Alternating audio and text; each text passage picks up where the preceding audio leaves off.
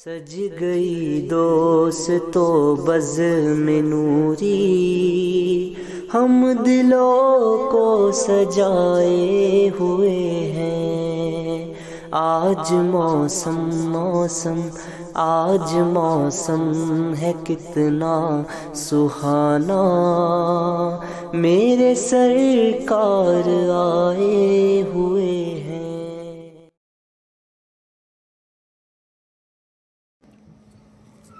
الحمدللہ،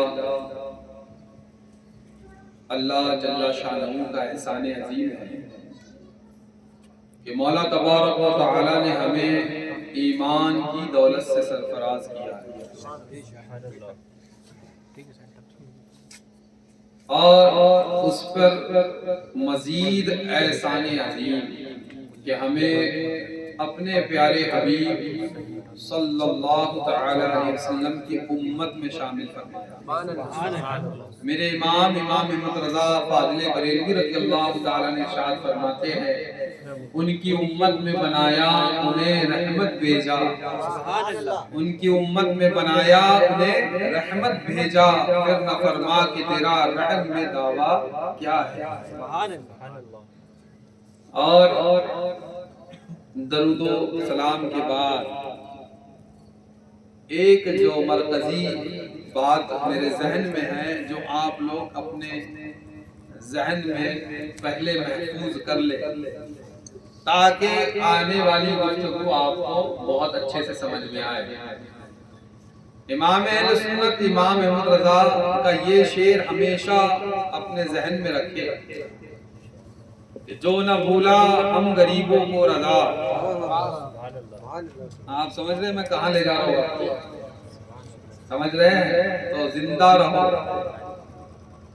زندہ رہنا چاہیے آدمی۔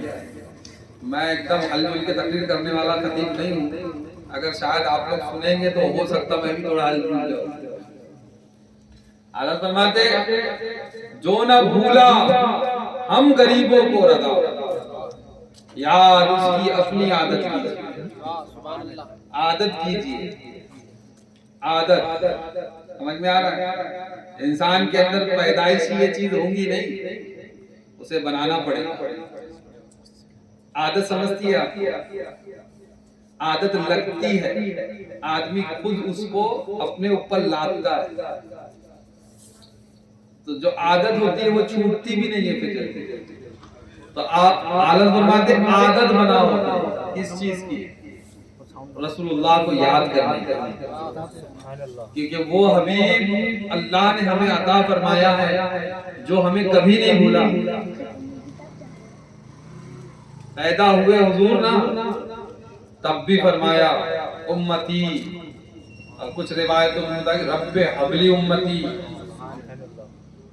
حجر میں رہے، سفر میں رہے، تب بھی حضور نے ہم کو یاد کیا۔ مدینے میں رہے، مکے میں رہے، جہاں رہے وہاں حضور نے ہمیں یاد کیا۔ اور معلوم ہے بقرہ عید آتی ہے، بہت سے وہ ہے جو قربانی نہیں کر پاتے، مالک نصاب نہیں ہوتے، لیکن ایک دن یہ ہوا نا، غریب ہے تو پریشان نہیں ہونا، غریب ہے پریشان نہیں ہونا۔ حضور فرماتے ہیں میرا دین غریبوں سے پھیلا، غریبوں میں سمٹ جائے۔ اور ایک حدیث کے مطابق اس کا مفہوم یہ ہے کہ حضور فرماتے ہیں میرے ساتھ پہلے جو جائیں گے جنت میں وہ غریب ہی ہوں گے۔ تو غریب ہے تو غم نہ کھانا، تو جو بقرہ عید میں امیر تو بڑے بڑے بکرے لائے گا، خوبصورت خوبصورت خرید کے لائے گا، پھر اپنے بچوں کے ہاتھ میں دے کر اسے گلیوں میں گھمائے گا، شو بازی کرے گا۔ غریب کو لگتا ہے کاش میرے پاس بھی مال ہوتا تو میں بھی قربانی کرتا، لگتا ہے نا غریب کو، آتا ہے نا۔ تو ایک دن یہ ہوا کہ حضور کے پاس میں ایک جانور لایا گیا قربانی کا، تو حضور نے اسے اپنی ساری امت کے نام سے ذبح کروایا۔ قیامت تک جتنے ہوں گے سب کے نام سے حضور تمہاری قربانی پہلے کرا چکے۔ جو نہ بھولا ہم غریبوں کو رضا، یاد اس کی اپنی عادت کیجیے۔ حضور کبھی نہیں بولے ارے یہ تو دنیا تھی نا، موت آتی ہے देखो शादी की महफिल है, बोले मौलाना मौत की बातें कर रहे हैं, ऊपर से काले कपड़े पहन रहे हैं, देखिए मौलाना भी काले कर रहे हैं। ये सब चीजों से कुछ नहीं होता। तक़यानुसियत आखिर तक के ले जाऊंगा। मैं आते आते ही पूछा था कि आज मैं काला जुब्बा पहन के आया हूँ, शादी की महफिल है, कुछ आ न जाए। यानी आप लोग जिंदा है, तो इसलिए कह रहा हूँ कि जब मौत आती है ना, माँ भी छोड़ देगी। कितनी मेहरबान होती है ना माँ, नहीं होती? कदर करो माँ बाप की, तुम पर उनसे ज्यादा मेहरबान कोई नहीं है, कदर करो। किसी शायर ने कहा, माँ बाप के साये की ना कदरी न कर, धूप काटेंगी बहुत जब ये सजर कट जाएगा। हाँ, उनका साया जब तक है ना तो खुशहाल रहती जिंदगी। हज़रत मूसा अलैहिस्सलातु व तस्लीम की वालिदा का इंतकाल हुआ, तूर पे जाते थे अल्लाह से बात करने, लेकिन जब इंतकाल हो गया ना वालिदा का, तब हातिफे गैबी से आवाज आई, मूसा आप संभल के आन, कि एक इजाबत का दरवाजा बंद हो चुका। यानी माँ दुआ करती थी तो सब ठीक था। कौन है? जलीलुल कद्र नबी है अल्लाह के। तो फिर आप क्या सोचते हो, माँ की दुआएं आपके काम नहीं आएंगी? हाँ, तो माँ की दुआ लो, बाप की रजा को तलाश करो। सब छोड़ते हैं, माँ छोड़ेगी, बाप भी छोड़ देगा, बीवी, बच्चे, और वो दोस्त जिनके लिए रात रात भर जग के निकाली, नुक्कड़ों पे काटा है जिनके साथ में, याराना पाला है जिनके साथ में, वो भी छोड़ के सब छोड़ेंगे। लेकिन जहां तुम्हें 2 गज जमीन में दफना कर मुंह के ऊपर मनोमन मिट्टी डालकर लोग चले जाएंगे ना, तो वहां अगर कोई आएगा तो वो हुजूर की जात है। जहां सबने छोड़ा, जहां सबने छोड़ा, वहां हुजूर आ जाएंगे, कब्र में लहराएंगे ता हश्र चश्मे नूर के, जलवा फरमा होंगी जब तलक रसूलुल्लाह की, जो ना भूला हम गरीबों को रजा, याद उसकी अपनी आदत। तो हुजूर को याद करे, मोहब्बत के साथ दरूद पाक सुनाए। अल्लाहुम्मा सल्ली अला सय्यदना व मौलाना मुहम्मदिन मआदिल जुदी वल करम व आलिहि व सहबिहि व बारिक व सल्लिम सलातु व सलामुन अलैका या रसूलुल्लाह सल्लल्लाहु अलैहि वसल्लम। सरताब कदम है तने सुल्तान ज़मन फूल। मेरी तकरीर का ये तरीका होता है कि मैं आला हज़रत के अशार से ही शुरू करता हूँ। वो ऐसा आशिक सादिक है जो हमारे दिलों के अंदर इश्क की आग लगा के गया। ऐ इश्क तेरे सदके, आग का काम होता है जला देना, हिंदी में बोलूं तो भस्म कर देती है। आग जलाती है, नुकसान देती है। एक छोटा सा क्या बोलते हैं, चुरका लग जाए आदमी तिल मिला जाता है। चुरका क्या बोलते हैं आप? चटका, हमारे यहाँ चुरका भी बोलते हैं। थोड़ा सा लग जाए आदमी तिल मिला जाता है। आग नुकसान पहुंचाती है, लेकिन मेरे इमाम का कमाल देखिए, जो चीज नुकसान वाली है उसी को फायदा में तब्दील कर दिया। फरमाते हैं, ऐ इश्क, कौन सा इश्क? कौन सा इश्क? रसूलुल्लाह का इश्क। ऐ इश्क तेरे सदके, जलने से छुटे सस्ते, जो आग बुझा देंगी वो आग लगाई है।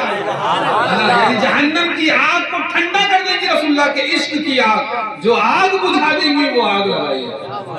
और क़यामत के दिन तुम्हारे पास क्या होगा? गुनाहों का ढेर, और ढेर को कहते हैं खिरमन। गुनाहों का ढेर, ढेर जो लगा होता है उसको क्या कहते हैं? खिरमन।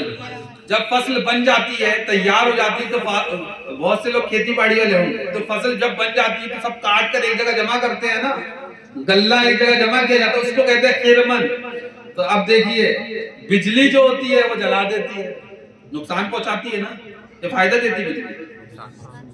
नहीं, फायदा भी देती है, रोशनी दे रही है फायदा। लेकिन आदमी को डायरेक्ट मिल जाए तो नुकसान, आदमी जल जाएगा, मौत का शिकार हो जाएगा।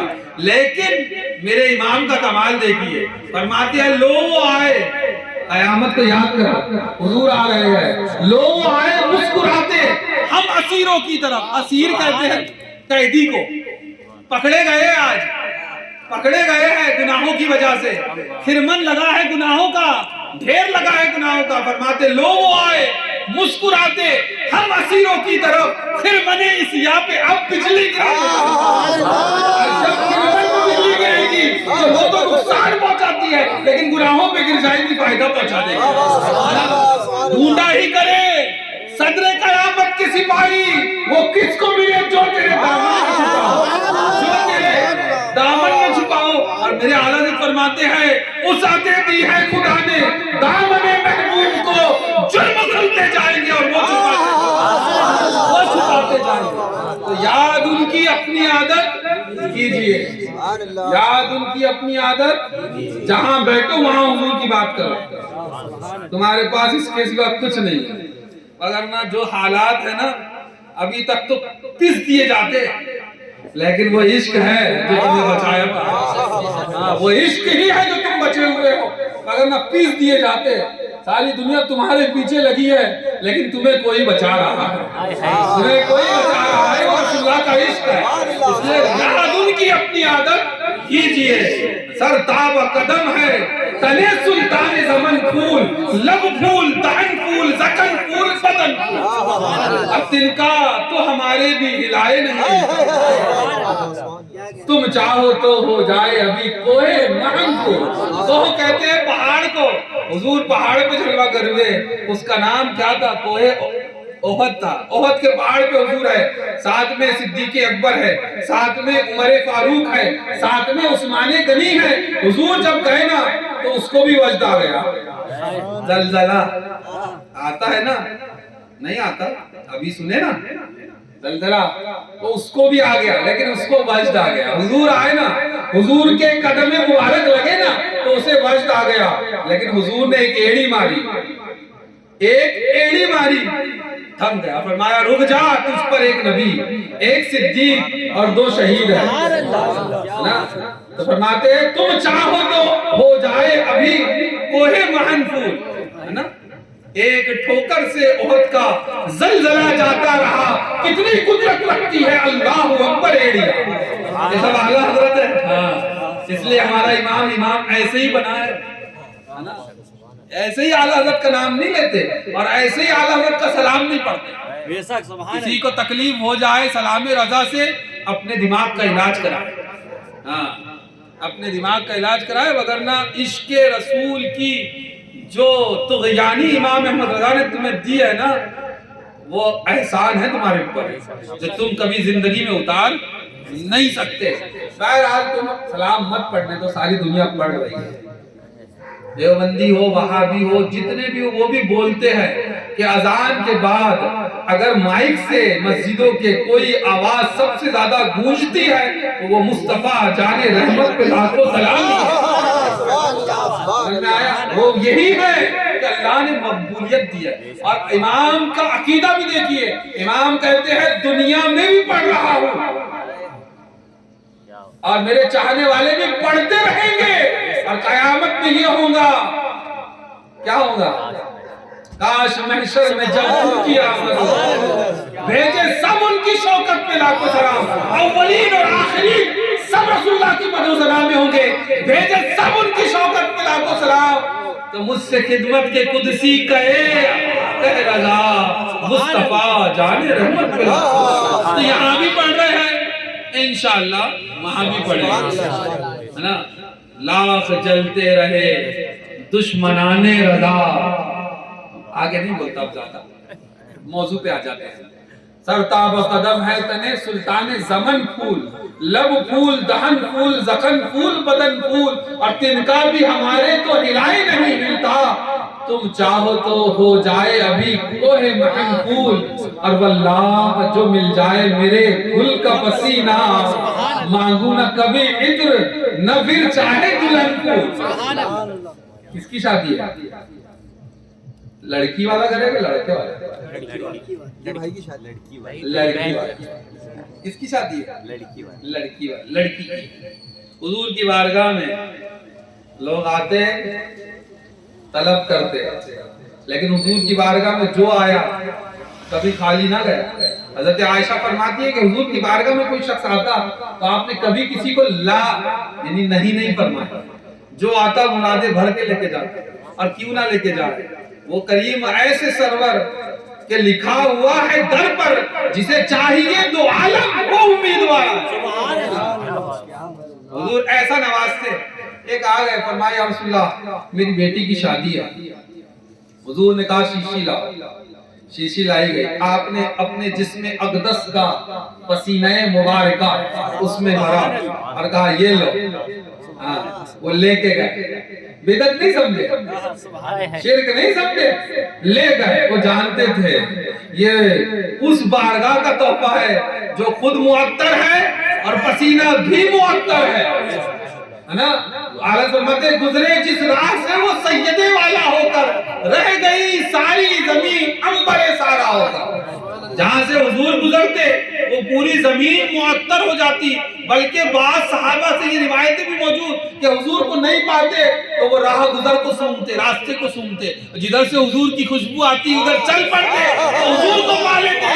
گزرے جس راہ سے وہ سیدے والا ہو کر، رہ گئی ساری زمین عنبر سارا ہو کر۔ اور فرماتے ہیں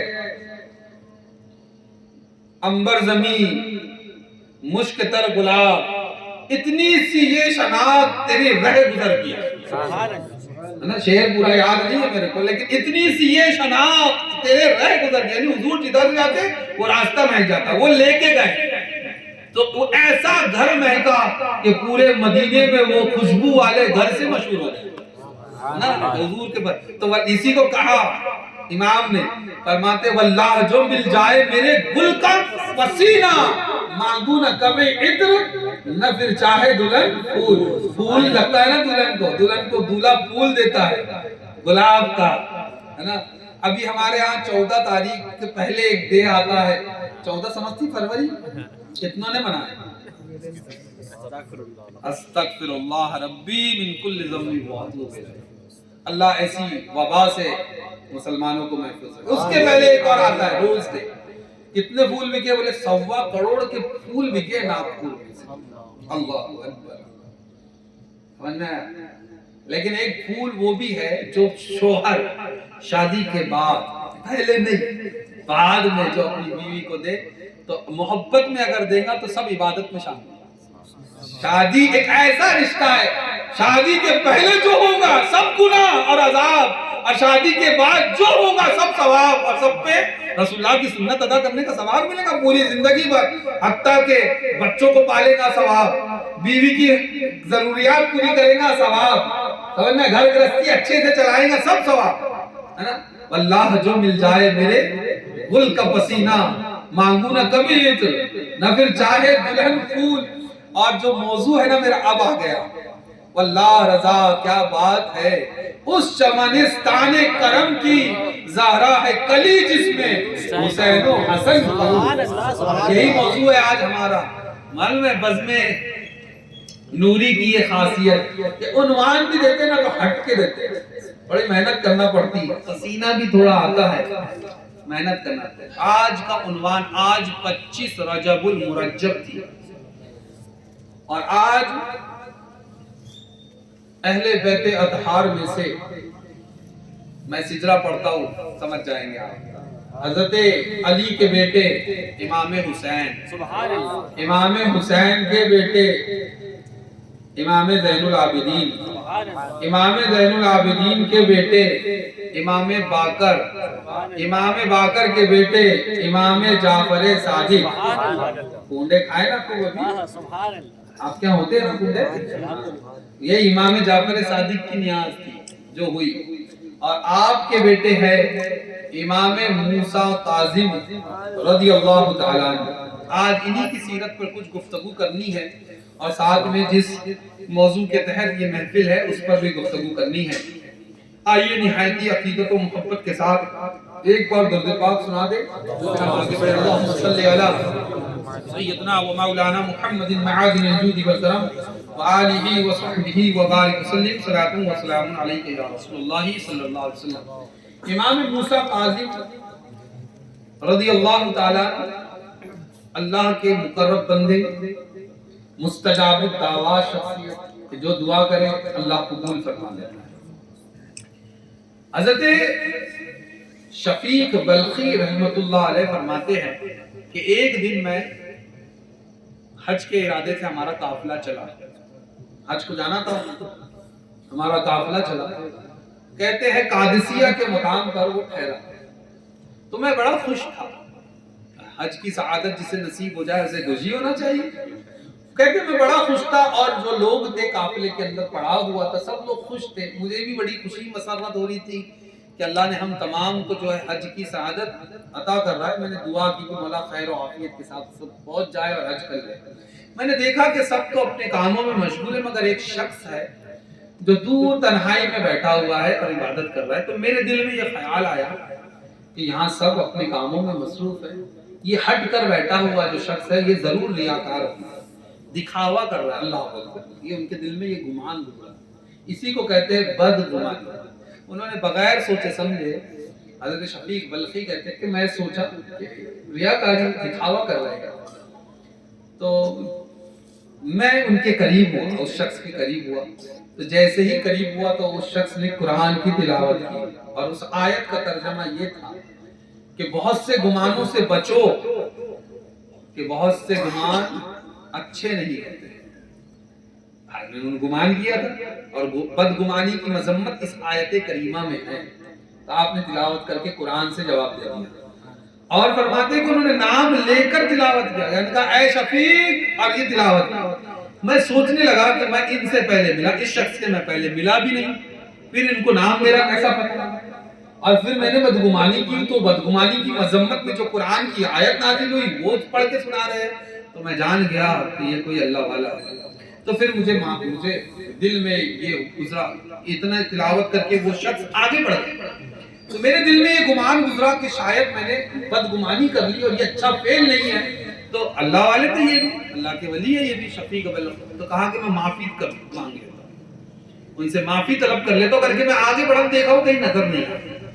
پھر قافلہ چل پڑا تو ہم ایک دوسرے مقام پہ رکے، تو میں نے دیکھا کہ یہ دعا میں مشغول ہے، وہ شخص دعا میں مشغول، میں قریب ہوا تو جیسے ہی میں قریب ہوا کہ میں معافی مانگنے کی نیت سے جا رہا تھا تو فرمایا کہ اے شفیق، پھر نام لیا، ابھی نام نہیں بتایا ہے میں، بات ہی نہیں ہوئی ہے ابھی، پھر نام لیا اور پھر قرآن کی آیت کی تلاوت کی کہ بے شک بہت ہے، بہت بخشنے والے وہ ہے جس کی توبہ اور ایمان لائے اور اچھی ہدایت کو اختیار کیا، یعنی اچھے کاموں کو اختیار کیا۔ یہ تلاوت اس آیت کریمہ کی کر دی تو پھر جواب مل گیا قرآن سے کہ اللہ جو ہے بخشنے والا ہے۔ اس بات کا ان کو یقین ہو گیا کہ اب تو یہ 2 مرتبہ ہو گیا، یہ کوئی ایسا ویسا شخص نہیں بلکہ ابدال ہے، یہ سمجھ۔ لیکن اب تلاش پھر رہی تو اب فرماتے ہیں کہ پھر تیسرے مقام پر یہ پڑھا ہوا، تو اب میں نے دیکھا کہ وہی شخص ہے، اس کے ہاتھ میں ایک تھیلا ہے جس کو پانی بھرنے کے لیے استعمال کیا جاتا ہے، جس کو مشکیزہ بھی کہتے ہیں۔ وہ ہے اس سے وہ پانی نکالنے کے لیے جیسے ہی کنویں میں ڈالتے ہیں تو وہ مشکیزہ، وہ تھیلا جو ہے کنویں میں گر جاتا ہے۔ جب گر گیا تو اس شخص نے ہاتھ اٹھائے دعا کے لیے اور دعا کی کہ یا اللہ، جب مجھے بھوک لگتی ہے تو تو مجھے کھانا دے دیتا ہے، یا اللہ جب مجھے پیاس لگتی ہے تو تو پانی کا انتظام فرما دیتا ہے، مولا اس تھیلے کے سوا میرے پاس کچھ ہے نہیں جس سے میں پانی حاصل کر لوں، تو تو مجھے یہ عطا فرما دے۔ یہ دعا شفیق بلخی کہتے ہیں کہ یہ دعا ابھی ختم بھی نہیں ہوئی تھی کہ میں نے دیکھا کہ کنویں کا پانی خود بخود اوپر آنا شروع ہوا، اور اوپر اتنے آیا کہ آپ نے ہاتھ ڈھال کر اپنا جو مشکیزہ تھیلا جو تھا وہ اٹھا لیا، پھر پانی بھرا، وضو کیا، نماز میں مشغول ہو گئے۔ اب یہ کرامت بھی دیکھیں، یعنی ظاہری کرامت بالکل واضح طور پر۔ پھر فرماتے ہیں کہ تھوڑے دور پر ریت کا ٹیلا تھا، یہ اس طرف ہوئے اور اس مشکیزے میں پانی کا جو مشکیزہ تھا اس میں ریت بھرنے لگے، ریت بھر رہے ہیں. یہ دیکھ کے سوچ رہا تھا کیا کرتے. مشکیزے میں جب ریت بھر گئی تو اس کو آپ نے ہلایا. ہلانے شیخ کرنا بولتے ہیں نا, ہلایا اس کو, مشروب بنایا, پانی اور ریت کا شربت, اور اسے پینے لگے. اب یہ شفیق بلخی کہتے ہیں, حضرت شفیق بلخی کہ میں تو دیکھ چکا تھا, ایک نہیں 3 کرامتیں دیکھ چکا ہوں. تو یہ اللہ والے تھے تو فوراً سمجھ گئے, آگے بڑھے. فرمایا حضور میں بھی آپ کے ساتھ اس میں شامل ہونا چاہتا ہوں, ہے نا. تو آپ نے کہا کہ ضرور. المختصر آپ نے بھی ان کو دیا. کہتے ہیں کہ میں نے پیا, ایسا میٹھا پانی جس میں شکر بھی ہے اور ستو کا مزہ بھی ہے, میں نے کبھی نہیں پیا, اور کئی دنوں تک اس کا مزہ مجھ سے گیا بھی نہیں. یعنی جو مزہ زبان پر چڑھا تھوڑی دیر رہتا ہے نا. بریانی کھائیں گے تھوڑی دیر تک مزہ دیں گی, ہاتھ سے تھوڑی دیر خوشبو آتی ہے, بریانی کھا کے آیا, اور کچھ پیے گا روح افزا تھوڑی دیر رہے گا. کہتے کئی دن تک اس مشروب کی خوشبو مجھ سے گئی نہیں. اور فرماتے ہیں کہ میں نے اس کو سیر ہو کر کھایا یا پیا اس مشروب کو. اس کے بعد میں آپ کا وہ تھیلا لوٹا دیا, اور پھر جو ہے ہم آگے بڑھے. تو میں نے دیکھا کہ جب ہم مکہ معظمہ پہنچ گئے تو میں نے آپ کو ایک رات دیکھا کہ اس شخص کو دیکھا کہ عبادت میں مشغول ہے. ابھی تک کے نام نہیں پوچھا ہے, کون ہے یہ معلوم نہیں. حضرت شفیق بلخی کو کہا کہ میں نے دیکھا کہ آپ عبادت میں مشغول ہیں, اور پھر میں نے یہ دیکھا کہ آپ آخری پہر میں طواف آپ نے کیا, اور اس کے بعد دعا میں مشغول ہو گئے, اور اس کے بعد پھر نماز فجر کی ہوئی, پھر اس کے بعد آپ عبادت میں مشغول ہو گئے, پھر طلوع آفتاب ہو گیا, پھر آپ بھی. لیکن اب صبح جب ہوئی تو انہوں نے ایک منظر یہ دیکھا کہ ہر شخص ہاتھ باندھ کر کھڑا ہے سامنے, اور جس طرف سے حضرت گزرتے ہیں وہ شخص گزرتا ہے, لوگ اس کو آستہ دیتے ہوئے نظر آتے ہیں. اب تجسس اور بڑھ گیا کہ اب معاملہ کیا ہے. ابھی تک جس شخص کو دیکھ رہا تھا وہ کوئی اور تھا, لیکن یہاں تو ایک ادب کا ماحول ہے, ہر کوئی ہاتھ باندھے ہوئے کھڑا ہوا ہے اور ادب سے سلام کرتا ہوا نظر آ رہا ہے. میں نے ایک شخص کو پوچھا یہ کون ہے, تو انہوں نے جواب دیا یہ موسیٰ کاظم ابن جعفر صادق ہے. جیسے ہی میں نے سنا تو میرے دل نے فوراً اس بات کی گواہی دی کہ یہ شان تو اہل بیت ہی کو حاصل ہے کہ وہ اس طرح کثرت الکرامت بھی ہو جائے, اور ادب کا مقام انہی کے لیے ہے کہ ہر کوئی ہاتھ باندھے کھڑا ہوا. یہ حضرت موسیٰ کاظم رحمت اللہ علیہ کی پہلی کرامت ہے. لیکن میرا ایک طریق رہا گفتگو کرنے کا, میں زیادہ بلیغ اور دقیق گاڑی تقریر نہیں کرتا ہوں, میں چاہتا ہوں کہ آپ کو بات سمجھ میں آ جائے. اور کرامتیں تو اپنی جگہ ہے, لیکن بزرگوں کی کرامتوں پہ نظر کم, سمجھے, ان کی تعلیمات پہ نظر زیادہ ہونی چاہیے. کرامتیں تو بزرگ ہی دکھائیں گے نا, کوئی ٹنڈل شاہ منڈل شاہ شوبدے بازی کر کے بھلے ہی کچھ بھی دکھا دے, ادھر داستی میں بادام بھر لو, کاجو بھر لو, ایسا ہاتھ کرو آگے بتا. تو یہ تو نکڑ کا جادوگر بھی کر لیتا ہے, نہیں نکالتا ٹوپی کے اندر سے وہ کبوتر, کہاں سے نکلا, رہتا وہیں ہے, وہ ٹوپی کے اندر ہی کبوتر رہتا ہے, لیکن ایسا لگتا ہے کہیں اور سے آیا. بادام بھی کہیں سمجھ رہے کیا آپ, یہ سمجھے میری بات, یہ بادام یہ سب میں وہیں لے جا رہا ہوں ابھی, جو سلام نہیں پڑھنا بولتے, ایسا بادام یہی ہے. وہ کوٹ اتار کے چیک کر لیتے, بہت ساری بادام اندر سے مل جاتی, وہ نہیں کرتے لوگ. چمتکار کو نمسکار, یہ نہیں ہونا چاہیے. بزرگوں سے کرامتیں وہ بادام دکھا کے نہیں کرتے, ان کی استقامت ہی ان کی سب سے بڑی کرامت ہوتی ہے نا. بے شمار بزرگ ہیں, کرامتیں دیکھنا ہے تو تاج الاولیاء کی دیکھو, وہ ایسی بادامیں نہیں بانٹتے تھے, وہ تو دکھی دلوں کا سہارا تھے. لوگ ہزار مصیبتیں لے کر آتے, ایک نگاہ تاج پڑتی ان کی زندگی, ان کی تقدیر سنوار جاتی. اس کو کہتے ہیں ولایت, اس کو کہتے ہیں کرامت. بادام تو جادوگر بھی نکال لیتا ہے, شوبدے باز, ہے نا. تو اولیاء کی کرامتیں اولیاء ہی دکھائیں گے, سمجھ میں آیا. اور ہندوستان کی تاریخ پر بھی آپ جائزہ کریں, تھوڑا نظر کریں, یہ غریب نواز نے جو کرامتیں دکھائی ہے اس کی وجہ کیا ہے. اس کی وجہ کہ یہاں سب ہے, یہ انڈین جو ہے نا پورے ہندو پاک بنگلہ دیش سب مل کے جو بنتا ہے بر صغیر، یہاں کے جو لوگ ہیں ان کے خمیر کے اندر اندھ بھکتی ہے، ان کے وجود کے اندر، ان کے ڈی این اے میں غلامی ہے. بہت معذرت کے ساتھ کہہ رہا ہوں لیکن یہ تحقیق کے ساتھ کہہ رہا ہوں کہ غلامی ان کے ڈی این اے میں. اور یہ چمتکار کو نمسکار کرنے والے جو ہندوستان کے حالات یہی تھے. بہت سارے انڈل شاہ جوگی یوگی یہ بال وہ سب ویسا بنا کر شوکتے بازی دکھاتے تھے لوگوں کو، جادوگری، اس سے لوگوں کو اپنے طرف ورگلے ملاتے تھے. تو جب حضور نے انتخاب کیا غریب نواز کا تو کثرت الکرامت بنا کے بھیجا کہ لوگوں کو بتایا تو پانی کی بات کرتا ہے، حکمرانی ہم بتائیں گے، حکمرانی ہم بتائیں گے، سمجھے؟ یہاں جادو دکھاتا ہے. میں تجھے بتاتا ہوں کہ کرامت کس کو کہتے ہیں. تو نہیں کر سکتا، انا ساگر کو تو پوزے میں نہیں لا سکتا، یہ اللہ والے لاتے ہیں، ہے نا.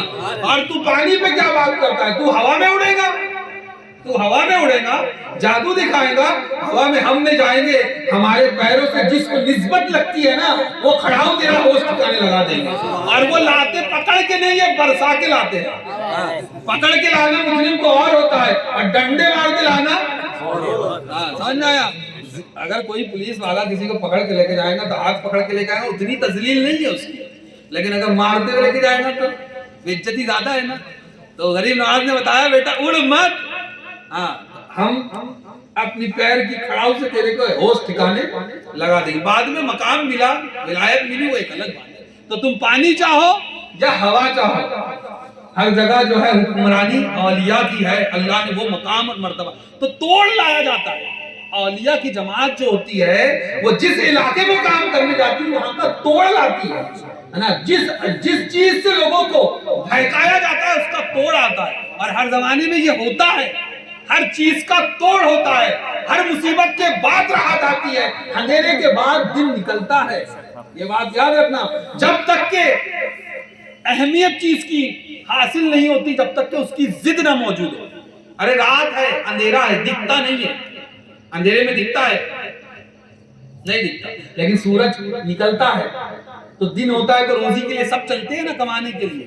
تو رات نہ ہو تو دن کی اہمیت کہاں ہو؟ رات نہ ہو تو دن کی اہمیت نہ ہو، سردی نہ ہو تو گرمی کی اہمیت نہ ہو. آگ ہے، پانی، اس کی اہمیت سمجھ میں آتا، اس کی ضد جو اس کی اہمیت. تو جہاں لوگ اپنے جادو سے فریب دے رہے تھے، حضور نے انتخاب کیا غریب نواز کا، کہا جاؤ. اور وہ کرامت غریب نواز نے دکھائی کہ ساروں کے جادو ایک طرف، غریب نواز کی ایک کرامت ایک طرف. سب نے سمجھ گئے. سمجھ میں آیا کیا کہہ رہا ہوں؟ کرامتیں اپنی جگہ اولیاء ہی دکھائیں گے، لیکن اس سے بڑی شے جو ہوتی ہے ان کی تعلیمات ہوتی ہے.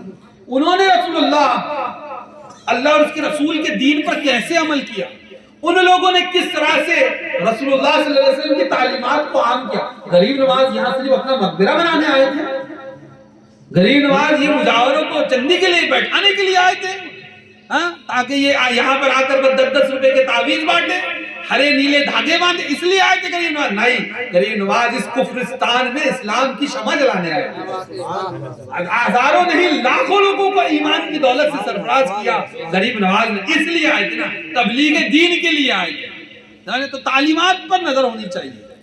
سمجھ میں آیا؟ اور غریب نواز کی اہمیت اس لیے بھی زیادہ ہے کہ علماء کا کام ہوتا ہے وہ نافذ کریں گے دین کو ایمان والوں. آیا سمجھ میں؟ ارے جب ایمان لائیں گے تبھی بتائیں گے نماز پڑھ، کہ کسی سینڈی والے کو بولیں گے نماز پڑھ. آیا سمجھ میں؟ ایمان لائیں گا تبھی نماز پڑھنا ہے نا. ایمان شرط ہے عمل. تو پہلے ایمان لانے کا انتظام کروایا جاتا ہے. پہلے غریب نواز کو بھیجا گیا کہ جا غریب نواز پہلے مسلمان بنا دے، پھر اس کے بعد میں علماء کو بھیجا گیا جاؤ دین کی تبلیغ کرو. سمجھ میں آیا؟ تو اس وجہ سے علماء کو بھی چاہیے کہ وہ غریب نواز کی منون منت ہے. غریب نواز کا در چھوڑ کر کہیں جا نہیں سکتے. ہندوستان میں یہ ہم اہل سنت کا عقیدہ ہے کہ جس کو جو ملے گا ہندوستان میں وہ خواجہ غیاث کے در سے ملے گا. جس کو جو ملے گا اسی در سے ملے گا. اس لیے اس در کے اس بارگاہ میں جانے کی بھی اپنے ادب ہے، اس کو ملوز رکھنا چاہیے. ایسے چلا پکار کر کے نہیں جاتے سلطان کی بارگاہ میں. غریب نواز کی بارگاہ میں دیکھیے معذرت کے ساتھ بیٹھے ہیں اہل علم بھی. حضور بڑوں سے سیکھو کہ بڑوں کی بارگاہ میں جانے کا ادب کیا ہوتا ہے. سمجھ میں آیا؟ حضور مفتی اعظم ہند علیہ الرحمہ جب بارگاہ غریب نواز میں جاتے نا، حضور مفتی اعظم ہند کی بات کر رہا ہوں، شہزادہ اعلیٰ حضرت کی بات کر رہا ہوں، آپ کو ایسا لگا کہ نیا نام لے لیا میں نے؟ حضور مفتی اعظم ہند علیہ الرحمہ جب غریب نواز کی بارگاہ میں جاتے تو دہلیز پر ہی کھڑے ہوتے، دروازے پر. لوگوں نے کہا حضور اندر کیوں نہیں جاتے؟ تو کہا فقیروں کو در سے ہی ملتا ہے. سبحان اللہ.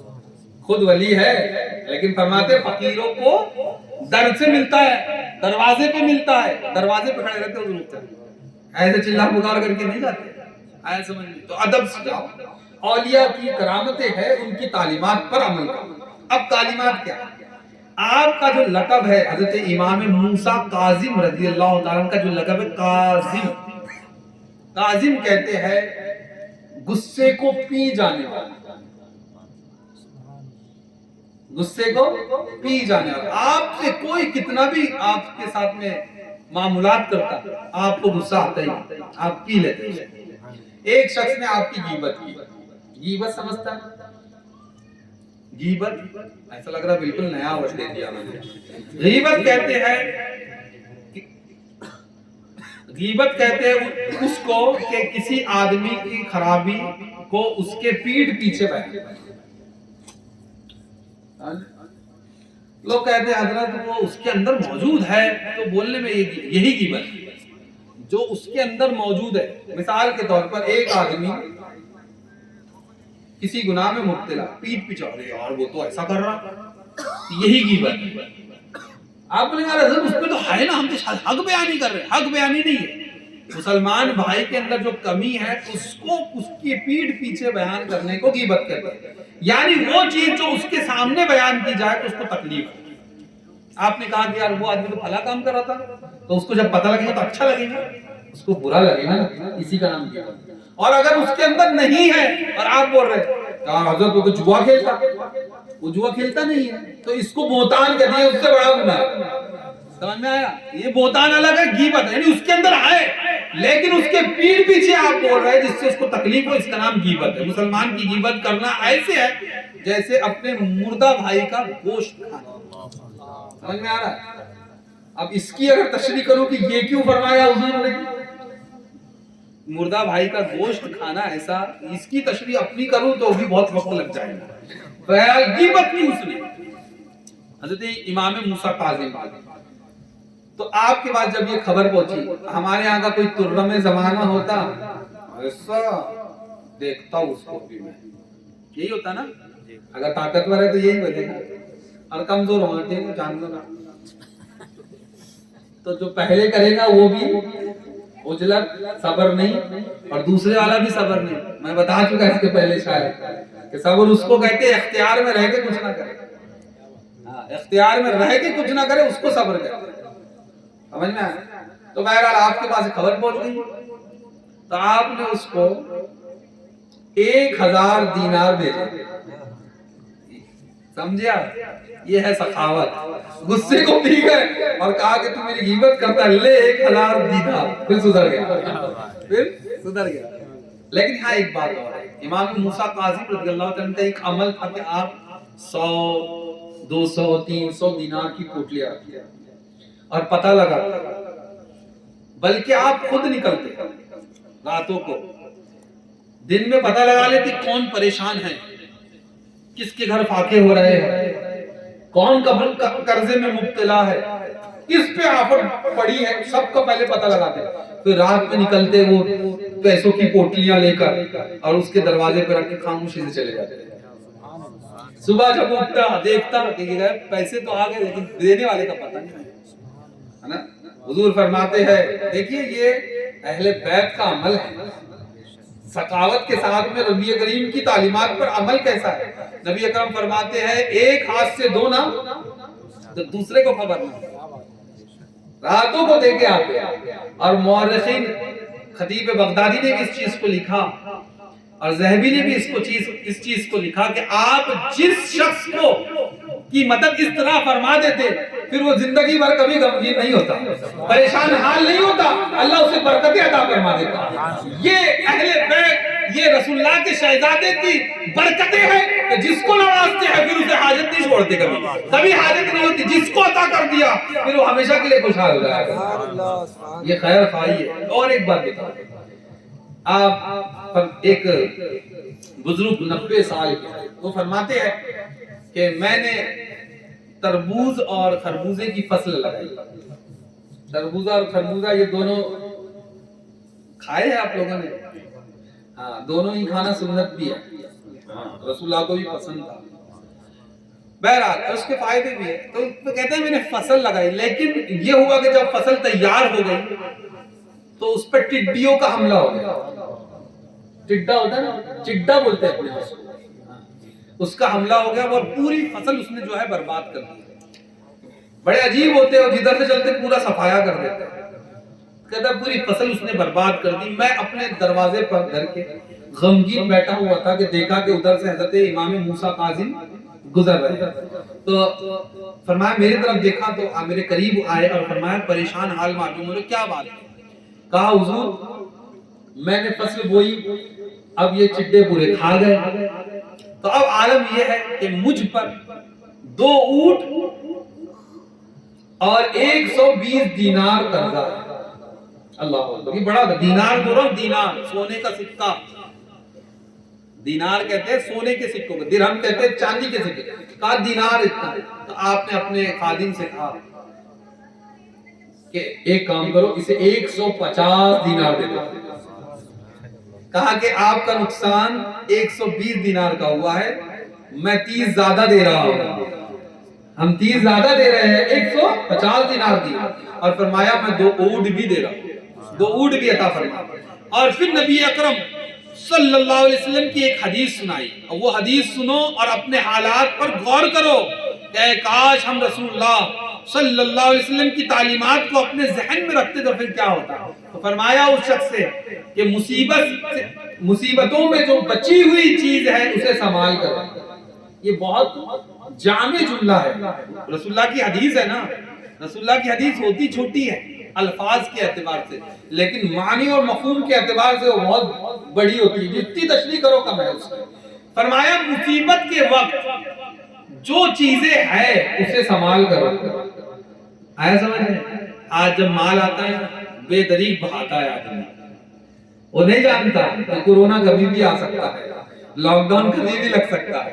اچھوں کی دال پتلی ہو گئی اس وقت، وہی نہیں ہوئی، وہ شاہدات ہے نا آپ کے، کئی لوگ پریشانی میں گرفتار ہوئے۔ فرمایا جو مصیبتیں میں ہے اس کو سنبھال کر رکھو، اس کو سنبھال کر رکھو۔ فرمایا جب یہ بات میرے ذہن میں آئی تو اب میں نے جو تھا اس کو سنبھال کے رکھا۔ قرضہ دینے کے بعد کتنا بچا ہوں؟ 30 دینار اور 2 اونٹ۔ کہا میں اس سے دوبارہ میں نے فصل بوئی اور محنت کرنے لگا، لیکن برکت جو امام موسیٰ کاظم کے ہاتھوں کے اندر تھی اس کی برکتوں کا یہ عالم تھا کہ فرماتے 1 سال کے اندر میں نے 29 دینار سے 1000 دینار کمائے۔ سال بھر کے اندر وہ برکت اللہ نے دی، 30 کہاں؟ اسلام جو ہے نا، اللہ حلال کاموں کے اندر بے شمار برکتیں عطا فرماتا ہے۔ تمہارا ایمان پختہ ہو، تمہارا ایمان پختہ ہوگا تو 30 کے 1000 بھی ہو جاتے ہیں۔ کہاں 30 اور کہاں 1000، کتنا بینیفٹ ملا۔ آج لوگ شیئر مارکیٹ میں پیسہ لگاتے ہیں، پھر ایک کانڈ ہوتا ہے سب غائب۔ ہمارے شہر میں آیا بٹ کوائن، بھاگے جا رہے ہیں but coin but coin but coin, اور جب گرا تو سب کے چہرے کے جغرافیہ بگڑے ہوئے، منہ لٹکائے گھوم رہے ہیں۔ رزق حلال، ہاتھ کی کمائی ہے۔ اس کے پہلے میں نے تقریر میں کہا تھا رسول اللہ نے ہاتھ سے کمانے کے لیے، اس سے کما اور جتنا ہے اس میں خوش رہ۔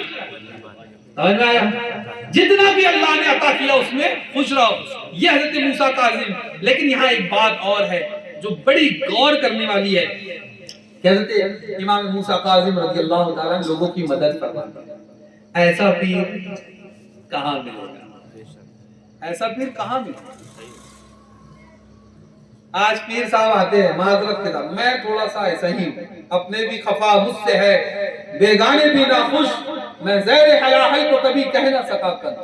آپ اگر یہ بولیں گے کہ زہر کو شکر بولو، میں نہیں بولتا، زہر زہر ہی ہوتا ہے، وہ نقصان ہی پہنچائیں گے۔ آج آئیں گے موٹے لفافے، جزاک اللہ ہو سکتا ہے بزم نوری پر کچھ آ نہ جائے، بولے مولانا کیسے بلاتے ہو بار بار پیر صاحب کے پیچھے. میں بات اس پیر کی کر رہا ہوں.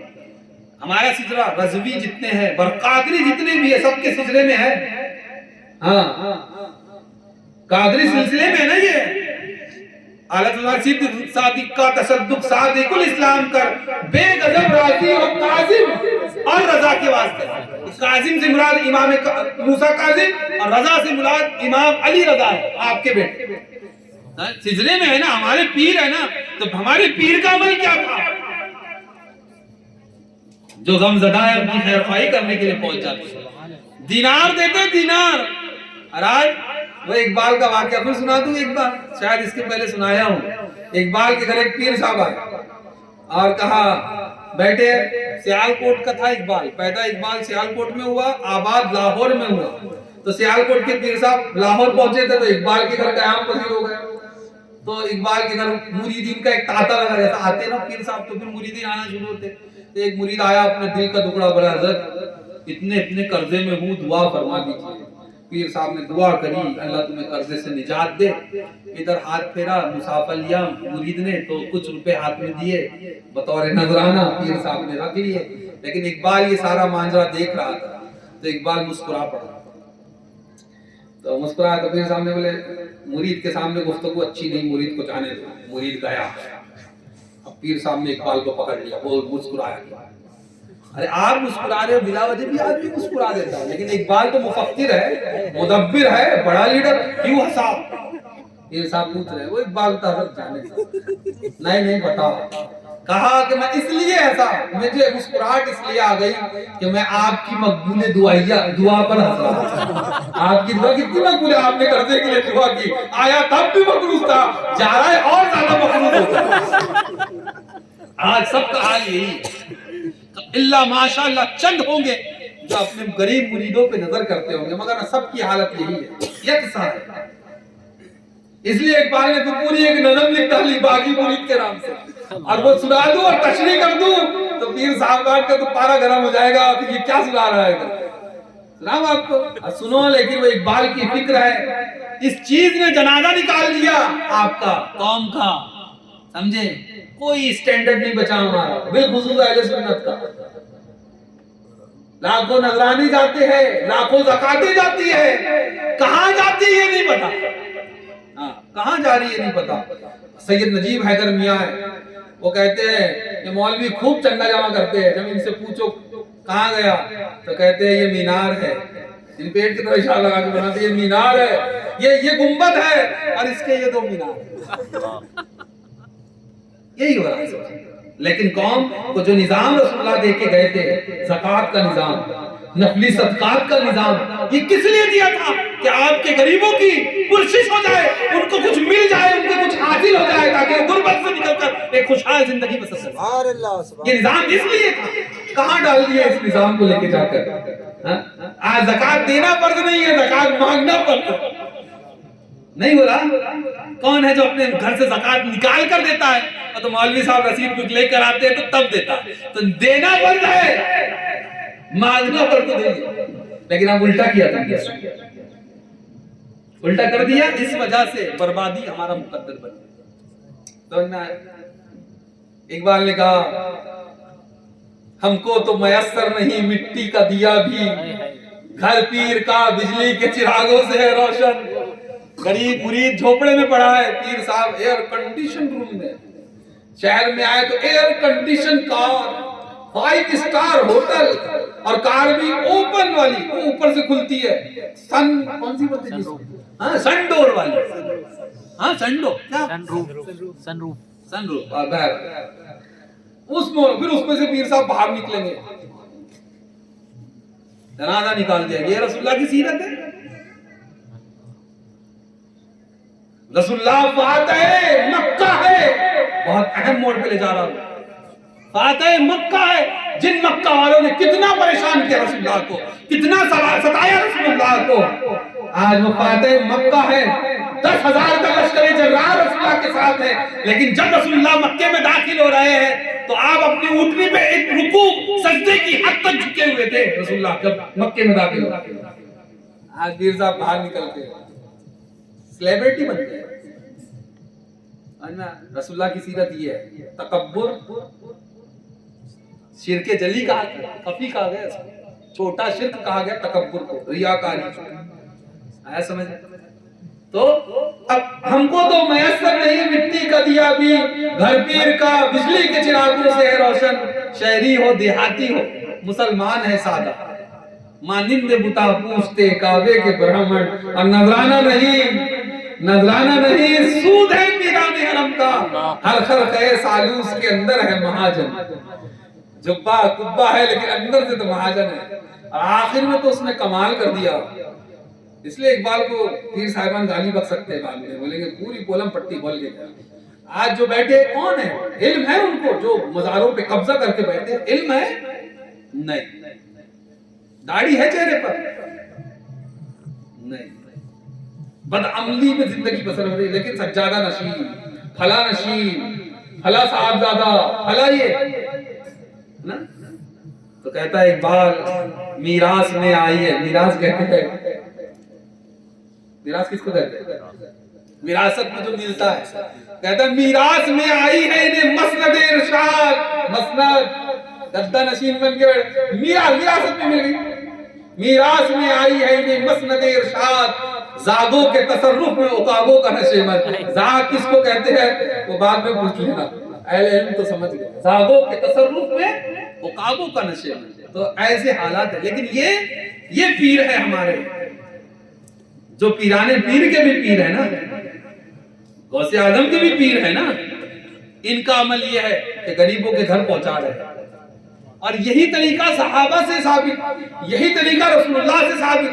हजरत उमर फारूक रज़ी अल्लाह ताला अन्हु जब मसनद खिलाफत पे जलवाबार हुए तो एक दिन आप मुज़ाफ़ात मदीना, यानी मदीना के एतराफ, मदीना सिटी से बाहर के इलाकों में आप दौरे पे निकले, रात में खामोशी से किसी को बताया नहीं, चले गए। देखा कि एक झोपड़ी है, झोपड़ी के अंदर एक शख्स है, उसके हाथ भी नहीं है, उसके पैर भी नहीं है, आंखों से नाबीना है, ऐसा शख्स है। आपने कहा कि मेरी दौरे खिलाफत के अंदर ऐसा शख्स जो माजूर है मुकम्मल तौर पर, कहीं ये भूखा ना रह जाए, फौरन घर वापस आए। अपने घर से गल्ला लिया, आटा लिया, रोटी बनाई, कुछ बनाया और लेकर पहुंच गए, रोटी बनाकर, सालन बनाकर लेकर पहुंच गए। और अपने हाथ से, हाथ भी नहीं है, अपने हाथ से लुकमा बनाया, उमर फारूक है, अपने हाथ से लुकमा बना के खिलाया। जैसा ही पहला लुकमा उसके मुंह में गया, वो चीख पड़ा, हाँ मेरा मुंह जला दिए, लगता है कहीं सिद्दीक़ अकबर अब इस दुनिया में ना रहे। समझ में आया? यानी 2.5 साल तक सिद्दीक़ अकबर रज़ियल्लाहु ताला अन्हु से आकर रात में खाना खिला रहे हैं। उमर को भी खबर नहीं है, उमर को भी खबर नहीं है कि सिद्दीक़ अकबर रात में आकर खाना खिला रहे हैं। तो जो जितने बड़े मकाम पे होता है उसकी जिम्मेदारियां उतनी होती है, वो गरीबों की कोशिश करते। मेरे हुजूर मुफ्ती आज़म ही, फिर मैं बारगाह शहजादा आला हज़रत में ले चलूं, हुजूर मुफ्ती आज़म नागपुर का वाकया, कांच वाले, उनके वालिद को फालिश मारा हुआ है, फालिश ज़दा है, फालिश ज़दा समझ में आया, लकवा मार दिया। वो बैठे बैद होना चाहते हैं, आपको कहा, अपने बेटे से कहा मैं मुरीद होना चाहता हूँ, तो कहा कि रिश्तेदार है हमारे दूसरे कांच वाले, उनके यहाँ आए हैं तो मैं लेकर आता। वो गया, जब तक कि हुजूर निकल चुके थे, कार से सफर करते थे हुजूर मुफ्ती आज़म, तो हुजूर मुफ्ती आज़म जा चुके थे, तो ये मायूस होकर घर पे आया। तो बेसाख्ता इनके वालिद ने कह दिया, हाँ तुम खाली याद आ रहे हो, तो कह दिया उन्होंने कि हाँ बड़े लोग हैं, गरीबों के कर नहीं आते। लेकिन थोड़े ही लम्हात गुजरे हैं कि देखा कि हुजूर मुफ्ती आज़म दहलीज पर खड़े हुए हैं और दस्तक दी और कहा कि अंदर आए, और फौरन हाथ में हाथ दिया और कहा कि फकीर के लिए कोई अमीर गरीब नहीं है, फकीर के लिए कोई अमीर गरीब नहीं है। ये आपकी करामत है कि आपको इल्म हो गया, अल्लाह ने इल्म दे दिया। लेकिन हुजूर मुफ्ती आज़म का अमल तो यही बता रहा है, कोई अमीर नहीं और कोई गरीब नहीं। ये पीर थे, इन पे राज, इन पे रश्क करो। तो फरमाया ये इस अंदाज में लोगों की मदद फरमाते और उनकी खैरखाई फरमाते। आखिरी बात ये भी अर्ज कर दूं कि आपकी मज़ार अक़दस जो है वो बगदाद शरीफ में है, और आपकी जगह जो मज़ार अक़दस है बड़े बड़े उलमा ने उसके ताल्लुक से, खुद इमाम शाफ़ई रज़ियल्लाहु ताला इरशाद फरमाते हैं कि आपकी मज़ार अक़दस जो है ऐसी जगह है जहां दुआ कबूल हो जाती है। खुद इमाम अहले सुन्नत इमाम इब्न रज़ा फ़ाज़िल बरीलवी रज़ियल्लाहु ताला के जो वालिद गिरामी है, उन्होंने फ़ज़ाइल दुआ पर एक किताब लिखी है, तो उसमें बहुत सारे मकामात गिनाए हैं جہاں پر دعا قبول ہوتی ہے، اس میں حضرت موسیٰ کاظم رضی اللہ تعالیٰ عنہ کی مزار اقدس بھی وہاں دعائیں قبول ہوتی ہے. تو انشاءاللہ کبھی زندگی رہی جب جائیں گے تو وہاں دعا کر کے آنا تاکہ امت کے حالات سدھر جائیں. اسی طرح آپ کے ساتھ میں ایک ظلم عظیم، اہل بیت کے ساتھ تو ویسے بھی بہت ظلم ہوا. امام حسین رضی اللہ تعالیٰ عنہ کی شہادت سے لے کر آگے تک بڑے معاملات رہے. انہی معاملات میں حاکم وقت نے آپ کو پہلے قید کروایا اور بعد میں آپ کو زہر دے کر شہید کیا گیا. 55 سال کی عمر میں حضرت موسیٰ کاظم رضی اللہ تعالیٰ نے شہادت فرمائی.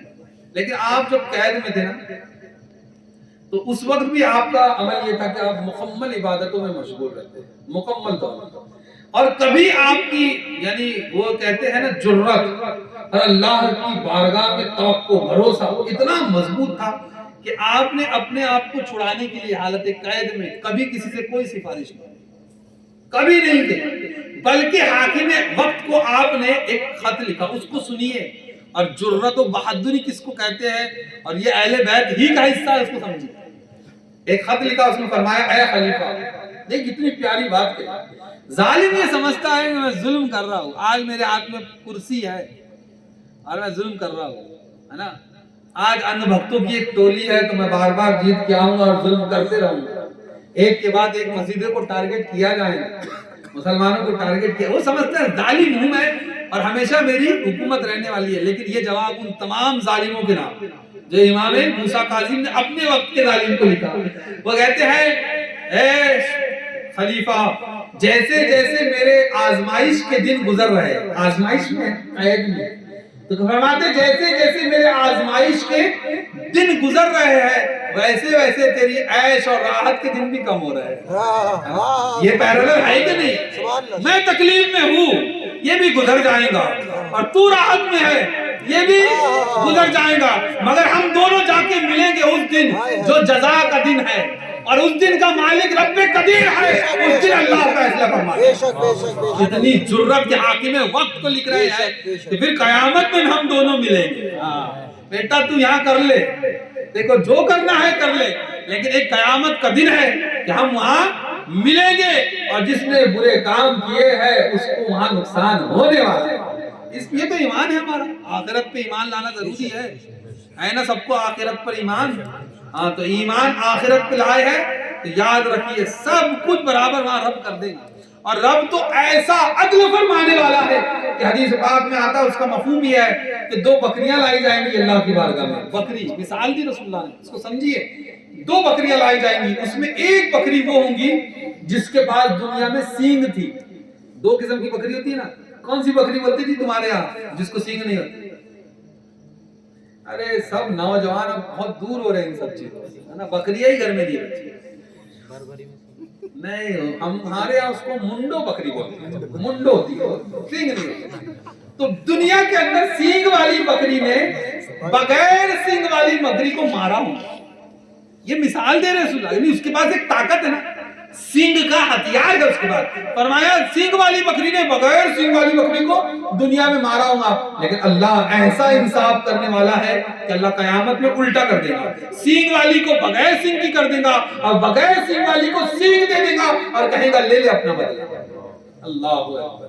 وہ جزا کا دن، وہ مالک یوم الدین ہے. پڑھتے نا قرآن میں سورہ فاتحہ، مالک یوم الدین، وہ جزا کے دن کا مالک ہے، وہ ایسے انصاف فرمائے گا. اس لیے اگر کسی پر ظلم کا خیال بھی آتا ہے نا تو خوف جانا، خوف کھا لینا کہ یہاں تو کر لے گا، لیکن پھر ایک دن قیامت کا ہے، سب کچھ حساب دینا ہے. اور یہ خام خیالی میں مت رہنا کہ سب کر کے جاؤ کچھ بھی اور بس داروغہ جنت بولیں گا آئیے آپ کے لیے جنت ہے. ایسا یہ خام خیالی کو بھی باہر نکالے تھوڑا سا. اسی کی وجہ سے بدعمالی ہمارے معاشرے میں عام ہو گئی کہ لوگوں کو لگتا سنی ہے، T T S, Tina ton سنی ہے، بے شک جنت ملے گی، حضور کی شفاعت ملے گی، اس سے انکار کسی کو نہیں. شفاعت تو حضور نے فرما دیا بڑے بڑے گناہگاروں کے لیے شفاعت تو ملے گی. لیکن یہ حدیثیں نہیں پڑھتے کہ حضور بار بار جہنم کی طرف جائیں گے، لے کر آئیں گے. یعنی ایک نہ ایک کچھ دن کے لیے، کچھ لمحات کے لیے وہاں جانا پڑے گا اپنی بدعمالیوں کی وجہ سے. تو کیا سمجھتے ہیں جہنم کی آگ ایسی ہے यहाँ की नहीं बर्दाश्त होती, ये 70 गुना तेज है वहां की, समझ में आया? यहाँ की बर्दाश्त होती, वो 70 गुना है। हुजूर बार बार लेकर आएंगे उम्मतियों को वहां से, है ना। हुजूर फरमाते हैं कि मैं कमर बस्ता होकर, यानी जब आदमी तैयारी करता है कोई काम के लिए ना, तो कमर पे दामन बांधता है, आस्तीन चढ़ाता है, काम करता है ना।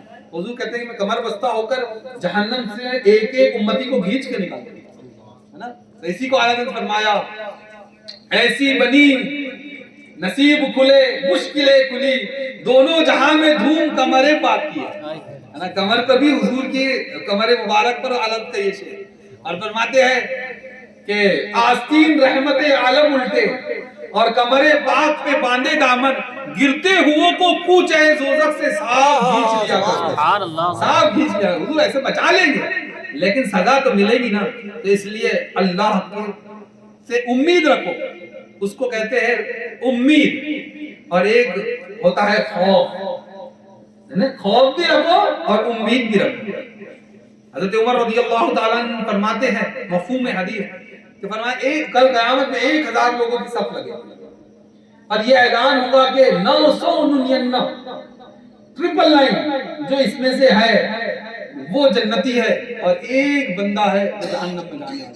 तो हज़रत उमर फारूक फरमाते, कौन जिनके ताल्लुक से हुजूर ने फरमाया अगर मेरे बाद कोई नबी होता तो वो उमर है, वो हज़रत उमर। तुमने तो कुछ नहीं किया, दिन लामे खोना तुझे, सुबह और शाम तक सोना तुझे, शर्मे नबी न खौफे खुदा, ये भी नहीं वो भी नहीं, हमने कुछ नहीं किया। वो हज़रत उमर जो रसूलुल्लाह के साथ आज भी आराम फरमाते हैं कि मुझे खौफ है कहीं वो एक मैं ना। अल्लाह। फिर फरमाते हैं कि 1000 लोगों की सफ अगर लगे और ये ऐलान हो कि 999 यानी 999 वो है जो जहन्नम में जाने वाले हैं, एक है जिसे जन्नत में भेजा जाएगा। हज़रत उमर फरमाते हैं मुझे अल्लाह की ज़ात से उम्मीद है वो मैं ही। समझ में आया खौफ क्या है और उम्मीद क्या है ना। खौफ भी रखो अल्लाह का और रब की ज़ात से उम्मीद भी रखो, अल्लाह बड़ा गफूर रहीम है, बख्श देगा। लेकिन आज अपने गुनाहों से तौबा करो, आज अपने गुनाहों से तौबा करो और हमारे खैर की तरफ अपने आप को डालो। तो ये जुर्रतमंदाना खत आपने लिखा कि तेरी ऐश के दिन भी एक दिन खत्म हो जाएंगे, इसलिए घबराना नहीं। लोग बहुत डराते हैं सोशल मीडिया पर, ऐसा हो जाएगा वैसा हो जाएगा, उसको कहना वही होगा जो हमारी तकदीर में होगा, क्योंकि हमने ईमान तकदीर पे लाया है। और आजमाइशों में मुब्तला भी अगर हो गए, ये बड़े बड़े हुए, कैद बर्दाश्त की, ऊपर से जहर देकर शहीद किया गया, ये बड़े बड़े आजमाइश में मुब्तला हुए, तो हम हो गए तो कौन सी बात है।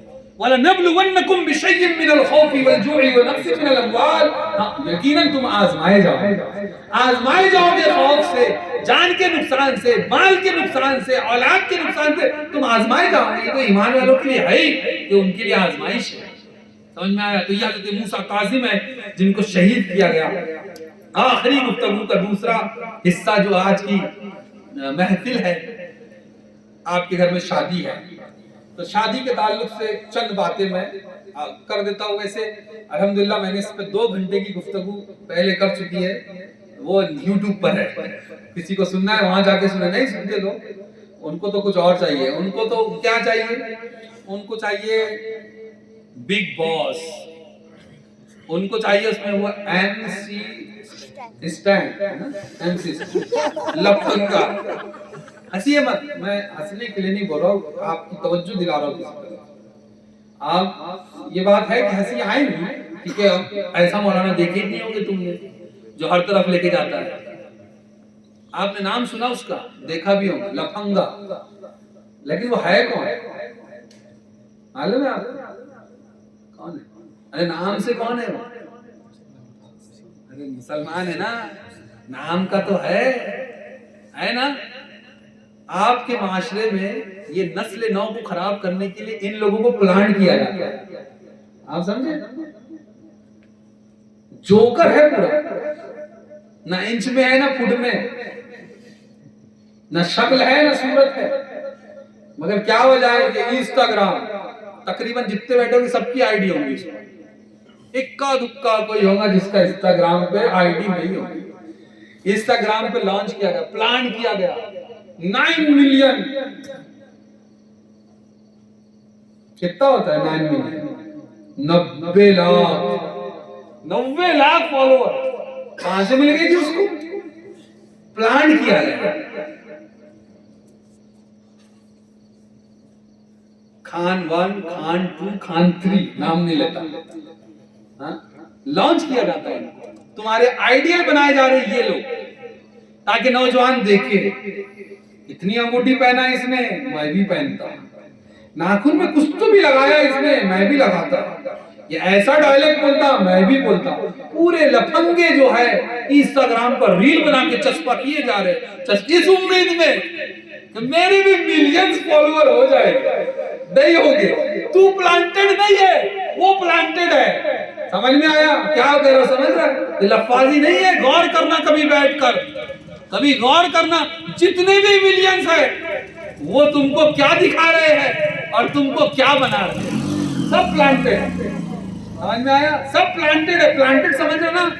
प्लांट पौधा लगाते हैं तुम्हारे दरमियान में, धतूरे का पौधा, जहर देगा आज नस्ल नौ को खराब करने के लिए। पठान वठान कुछ नहीं है, सब ये जो एक तैयार किया जाता है तो जाओ खूब देखो, सारी दुनिया पठान को हिट करने में लग गई, जुलूस निकाल रहे हमारे वाला, टोपियां पहन के जुलूस निकाल रहे। ये हमारे आइडियल है, ये आइडियल है। जब कुदरत का डंडा पड़ता है तो फिर औलिया याद आते हैं।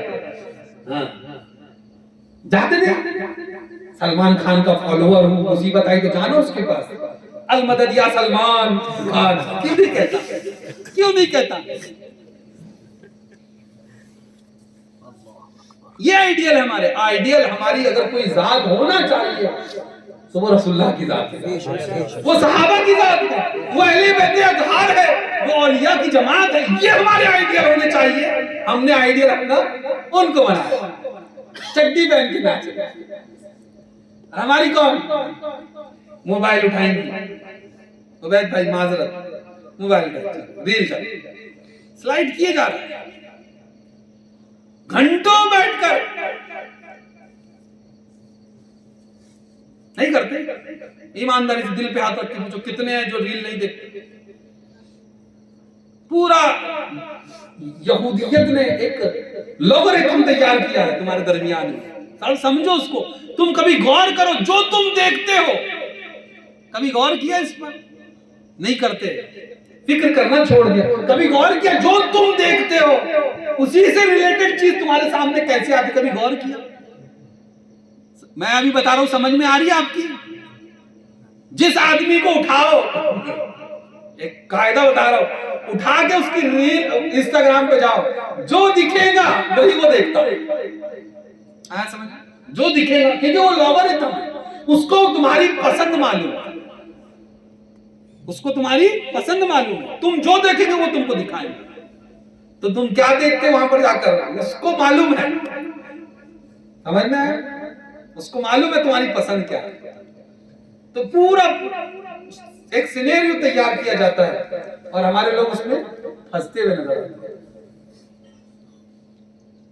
एक ने तो शादी नहीं किया, एक ने किया तो गौरी, और दूसरी वाले का मेरे को मालूम नहीं ना क्या सिखाया जा रहा है आपको। समझता है? आपको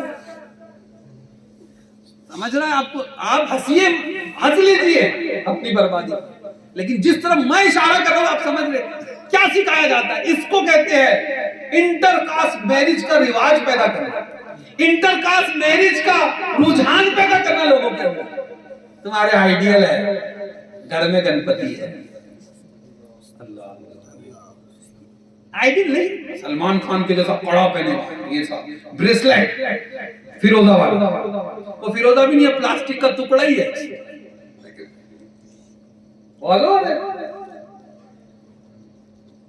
फॉलोअर रसूलुल्लाह के बनो, रसूलुल्लाह के लिए ऐसे बनो कि दाढ़ी पूरी हो। फिर बोलेंगे मौलाना यार घूम फिर के दाढ़ी पर ही आ जाएगा, है ना? बताता एक बात, ये भी नहीं होंगी बिल्कुल।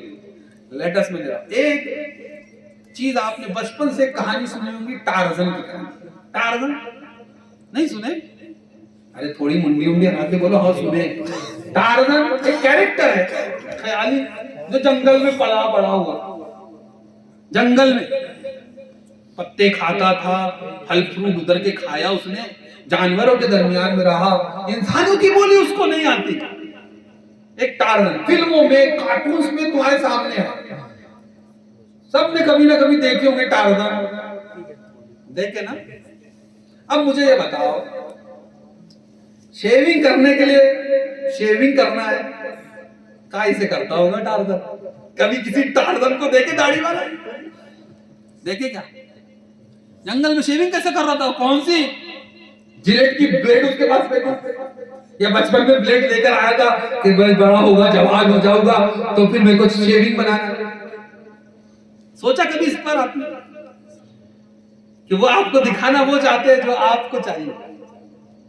अगर ना टार्जन, अगर कोई ऐसा बच्चा जो जंगल में गया, वहीं जानवरों के दरमियान में रहा, भला उसको इंसान की बोली नहीं आती, वो जानवरों के जैसा खाना खाता है, तो उसके बड़े बड़े बाल होना चाहिए और उसकी बड़ी बड़ी दाढ़ी भी होना चाहिए, लेकिन टार्जन की नहीं है। आप समझ रहे? आपको दिखाया क्या जा रहा है? यहूद और नसारा जैसा सूरत बनाना आपको सिखाया जा रहा है। अगर ना फितरी तौर पर अगर कोई टार्जन है तो उसकी दाढ़ी होना चाहिए।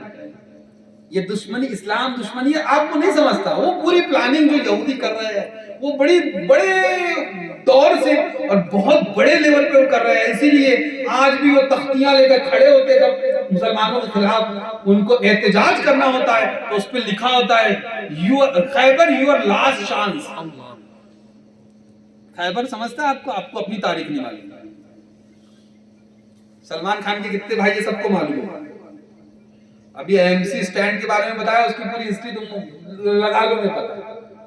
खैबर मालूम है? खैबर सिर्फ मौला अली का नारा लगाओ, लेकिन खैबर भी तो याद होना चाहिए। दरे खैबर को उखाड़ा किसी ने? मौला कायनात ने दरे खैबर को उखाड़ा था ना? आया अब आके आप सुने ना, वो खैबर का जंग, यहूदियों का खारजा वहां पर हुआ था, तो वो कह रहे हैं कि खैबर यूर लास्ट चांस, यानी आखिरी मौका तुम्हारा खैबर था, अब तुम कयामत तक हम पे गालिब नहीं आएंगे, ये चैलेंज है उनका।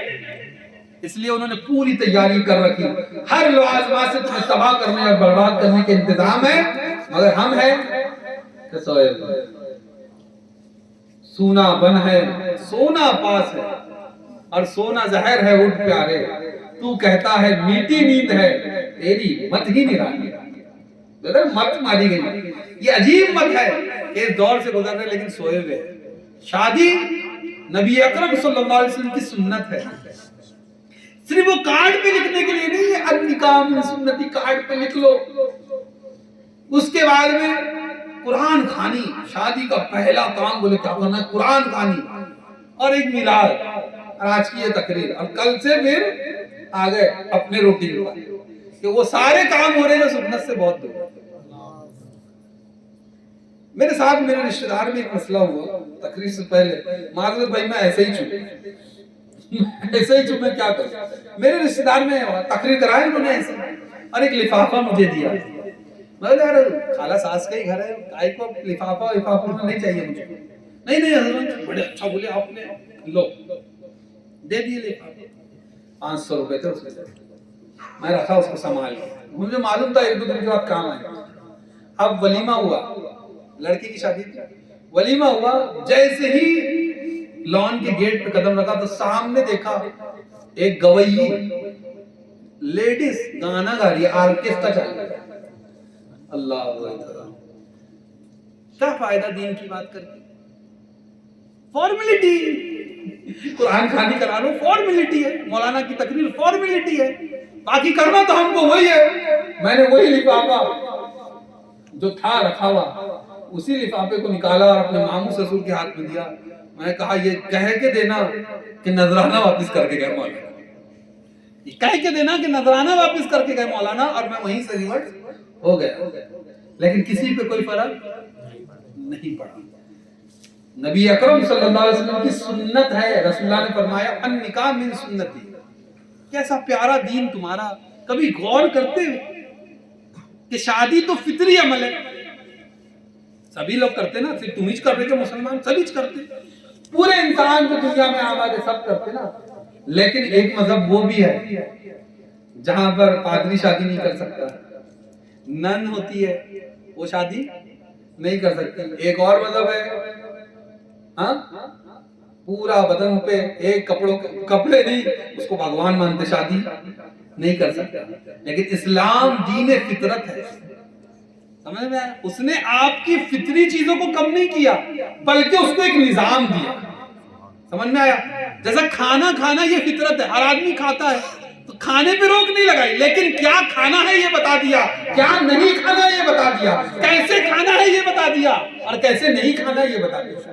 یعنی اس کو ایک نظام دیا کہ ہر وہ فطری چیز جو اللہ نے تمہاری فطرت میں رکھا ہے اس کو ایک نظام دیا. اسی طرح جنسی تعلقات بنانا اور اپنی ضروریات کو پورا کرنا یہ ایک فطری شے ہے, اس کو ایک نظام دیا گیا کہ نکاح تم کو کرنا ہے, اس میں گواہ اتنے ہونا چاہیے, اس میں قاضی ہونا چاہیے, اس میں خطبہ ہونا چاہیے, اس میں مہر ہونا چاہیے, اور اس میں ایجاب و قبول ہونا چاہیے. ایک نظام دیا. اب وہ چیزیں جو شادی کے پہلے ناجائز و حرام تھی, اب شادی کے بعد وہ سب چیزیں جائز بھی ہو گئی, اور نبی کرم نے فرمایا یہ رسول اللہ کا احسان عظیم ہی ہے. وہ تھا فطری عمل, کھانا فطری عمل ہے, چلنا فطری عمل ہے, بولنا فطری عمل ہے, لیکن دائرہ شریعت میں لے کر آ کر سب عبادت ہے. ارے کھانا کھائیں گا نا, بریانی کھا یا دال روٹی کھا, لیکن کھانا لیکن سنت کے طریقے سے کھائیں گا, اللہ ثواب عطا فرمائے گا. سنت کو چھوڑ کے کھائیں گا, ثواب گیا. اور اگر ناجائز طریقے سے کھائیں گا تو عذاب بھی. سمجھ میں آیا؟ تو شادی کرنا وہ ضرورت تھی, لیکن اس کو رسول اللہ نے فرمایا یہ میری سنت ہے, اور سنت کا ثواب اللہ دے گا. تو ثواب بھی اور ضرورت بھی پوری ہوگی. اب شادی کیوں کریں, یہ چیز سمجھنا چاہیے. ہمارے نوجوان طبقہ اور سب لوگ سمجھتے شادی کا بس ایک ہی ہے گھر گرہستی بنانا. یہ نہیں ہے. اسلام نے جو نظام دیا اس میں صرف یہ نہیں. دیکھیے پہلی چیز اس میں یہ ہے کہ یہ اللہ کا حکم ہے, یہ ذہن میں رکھے. شادی جب بھی کرے تو اس کی برکتیں اگر حاصل کرنا ہے تو یہ ذہن میں رکھے میرے رب نے حکم دیا شادی کرنے کا, میں شادی کروں. سمجھ میں؟ اللہ نے کہا کہ شادی کرو, قرآن میں 3-4 جگہ یہ ہے کہ شادی کرو, یہ اللہ کا حکم ہے. ایک بات. دوسری چیز نبی اکرم صلی اللہ علیہ وسلم کی سنت ہے. رسول اللہ نے خود شادی کر کے بتایا کہ شادی کرنا ہے. ٹھیک ہے. اس کے بعد میں افزائش نسل, یعنی نسل کی بقا کے لیے اگر شادی نہیں کرو گے تو پھر انسانی نسل ختم ہو جائے گی. فرٹیلائزیشن ہے نا, یعنی انسان سے انسان پیدا ہوتا ہے, نسل بڑھتی ہے. نبی اکرم صلی اللہ علیہ وسلم نے فرمایا کہ کل قیامت کے دن میں کثرت امت پہ فخر کروں گا. اس لیے 2 کر کے رک جانے والے, بس ہم 2 ہمارے 2. اللہ کے نبی فرماتے ہیں میں کثرت امت پہ فخر کروں گا. جو نہ بھولا ہم غریبوں کو رضا تھوڑی سی پریشانیوں کی وجہ سے اپنی اولادوں کو پیدا ہونے سے روکو مت. اللہ نے منع, اللہ کے رسول نے اس سے منع فرمایا. سمجھ میں؟ یہی وجہ ہے ہمارے نسبندی حرام ہے. سمجھ میں؟ لیکن لوگ اب کر رہے ہیں, ان کو اولاد پالنا تھوڑا سا گرا گزرتا. لیکن یاد رکھنا چاہیے ہمارا عقیدہ یہ ہے کہ رزاق رب ہے, پالتا وہی ہے. سمجھ میں آیا؟ آپ صرف اسباب ہے, وگرنہ لوگ ایسے ہیں جن کے باپوں نے کروڑوں کمائے لیکن اولادوں نے سب گوا دیا اور مفلسی کا شکار ہو گئے. تو پالنا اور کھلانا, رزق دینا یہ رب کے ذمہ ہے. رب وہ ہے جو پتھر کے پردوں کے اندر بھی جو جاندار ہوتا ہے اس کو رزق عطا فرماتا ہے. وہ سمندر کی تہ میں رہنے والوں کو بھی رزق عطا فرماتا ہے. آپ دیکھتے نہیں کتے کے بچے بھی پل جاتے ہیں, ربی تو ان کو پال رہا ہے. تو آپ اس وجہ سے, تو یہ افزائش نسل کا ایک مسئلہ ہے. پھر تکمیل ایمان, اللہ کے نبی فرماتے ہیں کہ جس نے نکاح کیا اس نے اپنا آدھا ایمان مکمل کیا اور آدھے میں فکر کرے. آدھا ایمان اس سے منسلک ہے نکاح سے, اس لیے نکاح. اور بھی بہت سی باتیں ہیں, اس پہ ذہن رکھیں اور نکاح کریں. یہی سوچتے کہ رسول اللہ کی سنت. اب رسول اللہ کی سنت ہے, رسول اللہ کا طریقہ ہے, تو اس کو رسول اللہ کے طریقے پر کرو, ہر خرافات سے بچو. اب دیکھیے کتنی ساری رسمات ہیں. نبی اکرم صلی اللہ علیہ وسلم ارشاد فرماتے ہیں کہ اپنے معاشرے میں نکاح کو آسان کرو, نکاح کو آسان کرو تاکہ زنا تمہارے معاشرے میں مشکل ہو جائے. زنا اس کی جو آسان کر دو, اس کو کہتے ہیں اللیگل سیکس, یعنی شادی سے پہلے یا بغیر شادی کے یا کسی غیر محرم کے ساتھ جو تعلقات ہموار ہوں گے وہ زنا ہے. تو اللہ کے نبی فرماتے ہیں زنا کو مشکل کرو. کیسے؟ نکاح کو آسان کر کے. لیکن ایمانداری سے بتائیے کیا ہم نے نکاح کو آسان کیا کہ مشکل کیا؟ ہم نے مشکل کیا. اتنا مشکل کہ غریب ہوتا ہے نا, اگر اس کے گھر میں بیٹی پیدا ہو جائے تو وہ اس وجہ سے نہیں چڑھتا کہ میرے کو بیٹی ہو گئی, وہ آگے کا سوچتا ہے کہ اس کی پرورش کر کے اس کی شادی کیسے کریں گے, کیونکہ وہ رسم اور سماج کی کھوکھلی زنجیروں میں ایسا بنا ہوا ہے کہ اس کو سب کرنا پڑتا.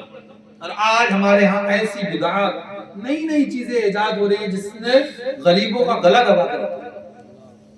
ہلدی کی رسم. اچھا آپ کے ہاں ایک چیز ہوتی ہے کہ بتائیے مجھ کو کہ جب ہلدی کی رسم ہوتی ہے تو آپ کے ہاں بھی لوگ پیلے کپڑے پہن کے آتے ہیں؟ ابھی ہم آپ کے ہاں نہیں, ہماری یہ بلا ہمارے ناگپور میں آ رہی. یہ بلا جو ہے ہلدی کی رسم, پورے لوگ پیلے پیلے کپڑے. کہاں سے لائے بھائی؟ کدھر سے لائے؟ خالص ہندوانہ رسم ہے. اللہ ہر چیز میں اپنی نفس کو تلاش کرتے ہیں, پیلے پیلے پورے پیلے. پھر کھیل رہے, ایسی کھیلتے ساری حسرتیں پوٹے نکال لیتے اس کے اندر. یاد رکھیے, یاد رکھیے, کتا نجیس ہے, ناپاک ہوتا ہے نا کتا.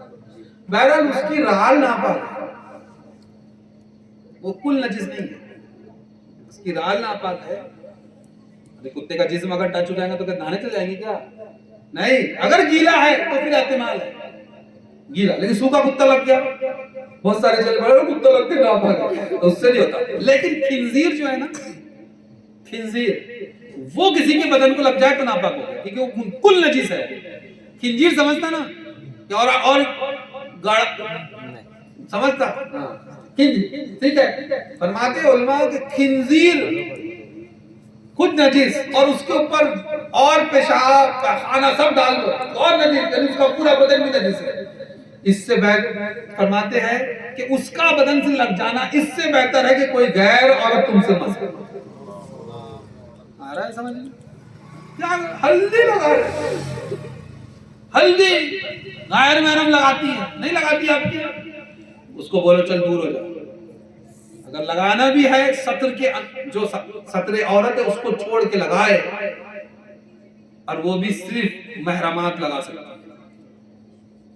تاکہ نہیں. عجیب عجیب رسمیں. ابھی ہنسیں گے آپ اگر میں ایک ایک گنانا شروع کروں. میں ہنسانا نہیں چاہتا تھا کیونکہ ہمارے پاس ہنسنے کے لیے کچھ بچا نہیں ہے. ہاں, جس دور میں جی رہے ہو نا, اس سے خطرناک دور ہماری آنے والی نسلوں نے دیکھنا ہے. عورتیں لگا رہی, اور لڑکیوں کو بھی میں نے دیکھا مرد لگاتے ہوئے. جنازہ نکل گیا غیرت کا ہماری. ہلدی صرف علماء نے اتنی اجازت دی ہے جس میں یہ ہو کہ اس سے تھوڑا دلہن یا دولہے کا رنگ نکھر جائے, اس کی نیت سے ہو تو بس اجازت اتنی ہے. اور ہلدی کا پرپس وہی ہوتا ہے. ہلدی جو ہوتی ہے وہ رنگ کو گورا کرنے کے لیے ہوتی ہے, ایک نسخہ ہے نا. پینڈرم لگاتے لڑکے گورا ہونے کے لیے, لیکن یہ نسخہ ہم سے فری میں لے جاتے. مالائی ہوتی ہے نا, مالائی, بالائی بھی بولتے ہیں, وہ اور ہلدی کا مکسچر بھی لگائے تو رنگ نکھرتا ہے, مگر اگر لال نہیں ہوتا جیسے پینڈرم کر دیتا. انسان کم منتر زیادہ دکھتے اس میں, پورے لال ہو جاتے ہیں. پینڈرم, پینڈرم بولتے ہیں نا اس کو, ہے نا, گورا ہونا ہے. ارے گورے ہونے سے کچھ نہیں ہوتا, یہ چہرہ کیسا بھی رہے یہ روشن ہو. حضور سرکار تاج الاولیاء کی بارگاہ میں چلتے تھوڑے دیر کے لیے, ہے نا. بابا حضور کی بارگاہ میں ایک شخص آیا, تکلیف میں تھا. کسی نے معتقد نے پکڑا, کہا تکلیف ہے, چل مجھے تجھے ایک بارگاہ میں لے کے چلتا ہوں, شاید تیری تکلیف دور ہو جائے. لے کے پہنچا تو اس نے دور سے دیکھا, کہا یہ کالا آدمی میری کیا مدد کرے, گھڑا یہ کالا آدمی. جب قریب آیا تو حضور نے فرمایا, سرکار تاج الاولیاء فرماتے ہیں, او جی حضرت, چہرے پہ غلاف کعبہ ہے مگر دل میں نور محمدی ہے. یہ روشن ہونا چاہیے. چہرہ تو کیسا بھی ہو, فرمایا جا تیری حاجتیں پوری ہوتی ہے, پوری بھی ہو جاتی ہے. یہ سرکار تاج الاولیاء نے یہ بتا دیا, گورا نہیں ہونا. یہ روشن مت کرو، یہ روشن کرو. اور جب دل روشن ہوتا ہے نا تو پھر آدمی ہاں وہ حاصل کرتا ہے جو کسی اور کو نہیں ہوتا. دل روشن کرو. کالا ہے تو ہم بھی کالے ہیں. ہاں یہ رنگ بلالی ہے. ہاں حضرت بلال کا رنگ ہے. ہمیں یہ تو اللہ نے بنائے ہیں، یہ اللہ کی شان ہے جسے جیسے بنائے. اللہ قرآن میں فرماتا ہے اللہ ہی کی شان ہے، جسے چاہتا ہے بیٹی دیتا ہے، جسے چاہتا ہے بیٹا دیتا ہے، جسے چاہتا ہے بے اولاد رکھتا ہے. اللہ کی شان ہے. تو میں کہتا ہوں اللہ ہی کی شان ہے، جسے چاہتا ہے گورا بناتا ہے، جسے چاہتا ہے کالا بنا دیتا ہے. یہ اللہ کی شان ہے. آپ کیوں بنا؟ لیکن معاشرہ لڑکی دیکھنا ہے بولے گوری ہونا خوبصورت. چپل گھر جاتی اماں بابا کی لڑکیاں ڈھونڈتے ڈھونڈتے. لیکن معاشرے پہ نظر کرو کتنی ہی بچیاں ہیں جو دیکھنے میں کم زیادہ بیٹھی ہوئی ہے، کوئی اچھا رشتہ ان کو نہیں ملا. کیا سمجھتے ہو چھوڑ دیا جاؤ گے؟ ہاں ٹی ٹی ایس رہو چل جائے گا، لیکن قیامت میں سب دھرے جائیں گے. یہ حقوق العباد سے ہے معاشرے میں. وہ بچیاں جن کو رشتے نہیں نا وہ کل قیامت میں پکڑیں گی. ہاں کیا سمجھتے ہیں؟ ٹھیک ہے نا. پھر لاتے گوری چٹی، پھر وہ آتی تو وہ رنگ بتاتی. رنگ گورا رہتا نا اس کا، ادھر نور نہیں رہتا. ادھر دین کا نور جس کے پاس ہے وہی تمہاری گھرگرستی کے لیے اچھی ہے. اللہ کے نبی فرماتے ہیں 4 وجہ ہے جس کی وجہ سے شادی کرتا ہے آدمی. خوبصورتی کی وجہ سے، نسب کی وجہ سے، مال کی وجہ سے اور دین کی وجہ سے. تو اللہ کے نبی فرماتے ہیں تم دین کو پکڑو، اور جو دیندار سے کرتا ہے تو اللہ اسے فلاح دیتا ہے. وگرنہ ہم نے دیکھا ہے جس نے خوبصورت بھی لایا، مالدار بھی لایا، حسب و نسب والی بھی لایا، لیکن گھر برباد ہو گیا. تو پتہ کیا لگا؟ یہ ضروری نہیں کہ خوبصورتی تمہیں بچائے گی، یہ ضروری نہیں کہ مال تمہیں بچا لے گا. بچائے گا اگر گھر کو، اور اچھا گھر وہی ہے جہاں دین ہے. جہاں دین ہے وہی گھر بچے گا. آخری بات، اور دیکھو بچہ چلا گیا اٹھ کر میرے گھر شادی ایک مولانا کو بلایا تھا سب. لیکن اگر آج آپ نے اس پر بریک نہیں لگایا آگے بہت سے. ابھی دیکھیے ولیمہ ہوتا ہے، شادی کا کھانا ضروری نہیں، لیکن بس یہاں تو پکی بات چیت کیا ہوئی، پورا بڑن لڑکی والوں کے سر پر. اس لیے نکاح مشکل ہے. غریب سوچتا ہے کیسے کروں گا، پکی بات چیت ہو رہی تو کھانا اس کے ہی گھر کھائے نا. پکی بات چیت پھر پکی بات منگنی کریں گے. منگنی کیا ہوتی ہے؟ لوگوں کے پاس جس کے پاس پیسہ ہے اس کو زیادہ ہنگا خوب خرچہ کرتا ہے. منگنی کا کیا مسئلہ ہے؟ منگنی صرف اتنی ہے کہ اعلان کر دے اس کا رشتہ اس سے ہو گیا، اب ان کے لیے بھیجنا مت. کیونکہ ہماری شریعت میں اس کو معیوب سب بتایا گیا کہ جو منگنی ہو جائے اس کے بعد میں ارے امی اس کی تو ہو گئی میرے لیے بھیجو نا رشتہ، پھر تڑواتے جاتے کئی کیسز. تو ہماری شریعت میں اس کو منع کیا. منگنی کا مقصد ہی یہی ہے کہ اعلان کر دو اس لڑکی کا نکاح اس لڑکی کے ساتھ طے ہو گیا، اب نہ لڑکی کو کوئی رشتہ بھیجے نہ لڑکی کو کوئی رشتہ بھیجے. یہ ہے منگنی کا پرپس. لیکن منگنی تو اب رسموں میں ہے، وہ رنگ پہناتے ہیں. ابھی شادی نہیں ہوئی ہاتھ میں ہاتھ پکڑ کر اللہ کہاں جا رہے ہیں؟ وہ اندھیرے ہی بھلے تھے جو قدم راہ پر، وہ اندھیرے ہی بھلے تھے جو قدم راہ پر تھے، روشنی ہمیں لائی ہے منزل سے. ویسٹرن کلچر، رنگ ٹرانسفر، مغربی تہذیب بدل دیا رخ مشرق کو تو نے اے مغرب، خدا بچائے تیری ہوا. ایسی ہوا چلی ویسٹرن کلچر کی ہے نا کہ پورے ویسٹرن ہو گئے اور سب وہ ان کے جیسا کرے. سمجھ. پھر اس کے بعد میں بات کر رہا تھا کھانا صرف ولیمے کا ہے، دعوت صرف ولیمے عورت، لیکن لڑکی والوں کے گھر کھا رہے. پکی بات چیت میں کھائیں گے، منگنی میں کھائیں گے، پھر شادی اور منگنی کے بیچ میں اگر عید آ گئی تو عیدی جوڑے کے نام پہ کھائیں گے، اور بقرعید آ گئی تو پھر عیدی جوڑے کے نام پہ کھائیں گے. صرف کھائیں گے، کام کچھ نہیں، صرف کھا رہے. ایسا ظلم نہ کرے غریبوں پر. پہلے پوچھتے مینو کیا رہے گا جی؟ کیوں؟ لڑکی والوں پہ ضروری ہے وہ کھانا کھلائے؟ ہے ہی نہیں. ہاں ولیمے کی دعوت ہے, اللہ نے تجھے نعمت دی تو اس کے شکر میں تو پکا جو پکانا. ہاں لیکن یہ بھی نہیں کہ 1 کروڑ کا میں 1 کروڑ کھانے میں خرچہ ہو رہا ہے, 25 قسم کے کھانے, پھر اس میں غریبوں کو دعوت نہیں. ایسی دعوت بدترین دعوت جہاں غریبوں کا حصہ ہے. فلاں ہوٹل میں ہے تو غریب کیسا ہے, لسٹ بنتی ہے, یہ سب حقیقت ہے, ہوتا ہے, ہم کو سب معلوم ہے. لسٹ بنتی ہے تو غریبوں کا نام کاٹ. ابھی دیکھ نہیں وبا چلی, شادی ہوتی ہے تو اس پر لفافے کی لسٹ بنتی ہے, نہیں ہوتا, عجیب بھکاری بنے. بھکاری بنی کہوں گا کہ اس کی لسٹ بنا رہے, اس نے اتنا بھیجا, اب اس کے آ جائیں گے تو اتنا ہی دیں گے. اللہ اکبر, اللہ اکبر. کہاں جا رہے ہم لوگ, کہاں جا رہے؟ لفافے کا جو کانسیپٹ تھا وہ یہ نہیں تھا جو آج بنا ہے نا, یہ نہیں تھا. یہ وہ تھا کہ غریبوں کی شادی پوری سوسائٹی مل کے کرتی تھی, اس کے لیے تھا. لیکن اس کا رخ اب بدل گیا, اس کا رخ بدل گیا. پہلے دہیج ہوتا تھا, بچی کو دیتے تھے, آج وہ ختم ہو رہا. وہ خوشی سے تحفہ لاتے تھے نا لوگ, غریب لوگ, لیکن وہ اچھا تھا بنسبت اس کے. پھر اس کے علاوہ میں عرض کر رہا تھا سب سے بڑی خرابی نوجوانوں بالخصوص جن کی شادی نہیں ہوئی یہ کام نہیں کرتا. وہ کون سا کہ ولیمے کے دن بیگم کو بازو لے کے کھڑے نہیں کرتے. اللہ سخت وعید اس تعلق سے آئی. اللہ کے نبی ارشاد فرماتے ہیں کہ جو آدمی اپنی گھر والوں کو پردہ نہیں کراتا اس کے لیے فرمایا کہ وہ دیوس ہے.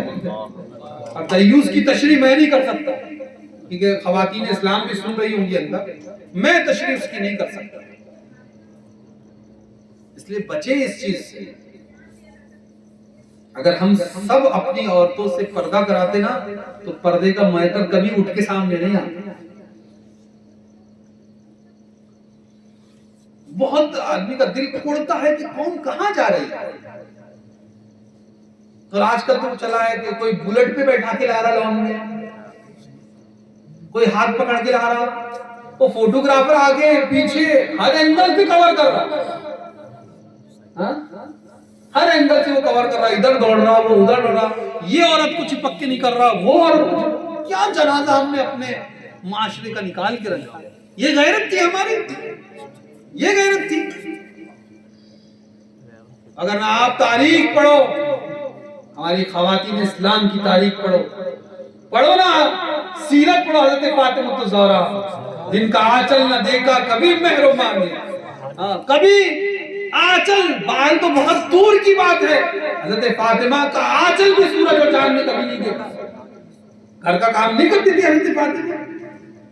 تو اصل میں ہم نے اپنے آئیڈیا, اب ان کے آئیڈیا میں کچھ اور ہے نا, اب ان کے نام لے بولے وہاں سب کے نام لے, ان کے بھی اپنے آئیڈیا ہے, وہ سوچتے ہیں ایسے ہونا ایسے ہونا. لیکن یاد رکھو ایک نام تو میں اور لے لوں تو بھی محفل میں وہ, لیکن آن لائن ہوتا ہے نا سر, یہ اس لیے نہیں لے رہا. میں بتاتا آپ کو, میں آپ کو بتاتا آپ کے ساتھ میں ہو کیا.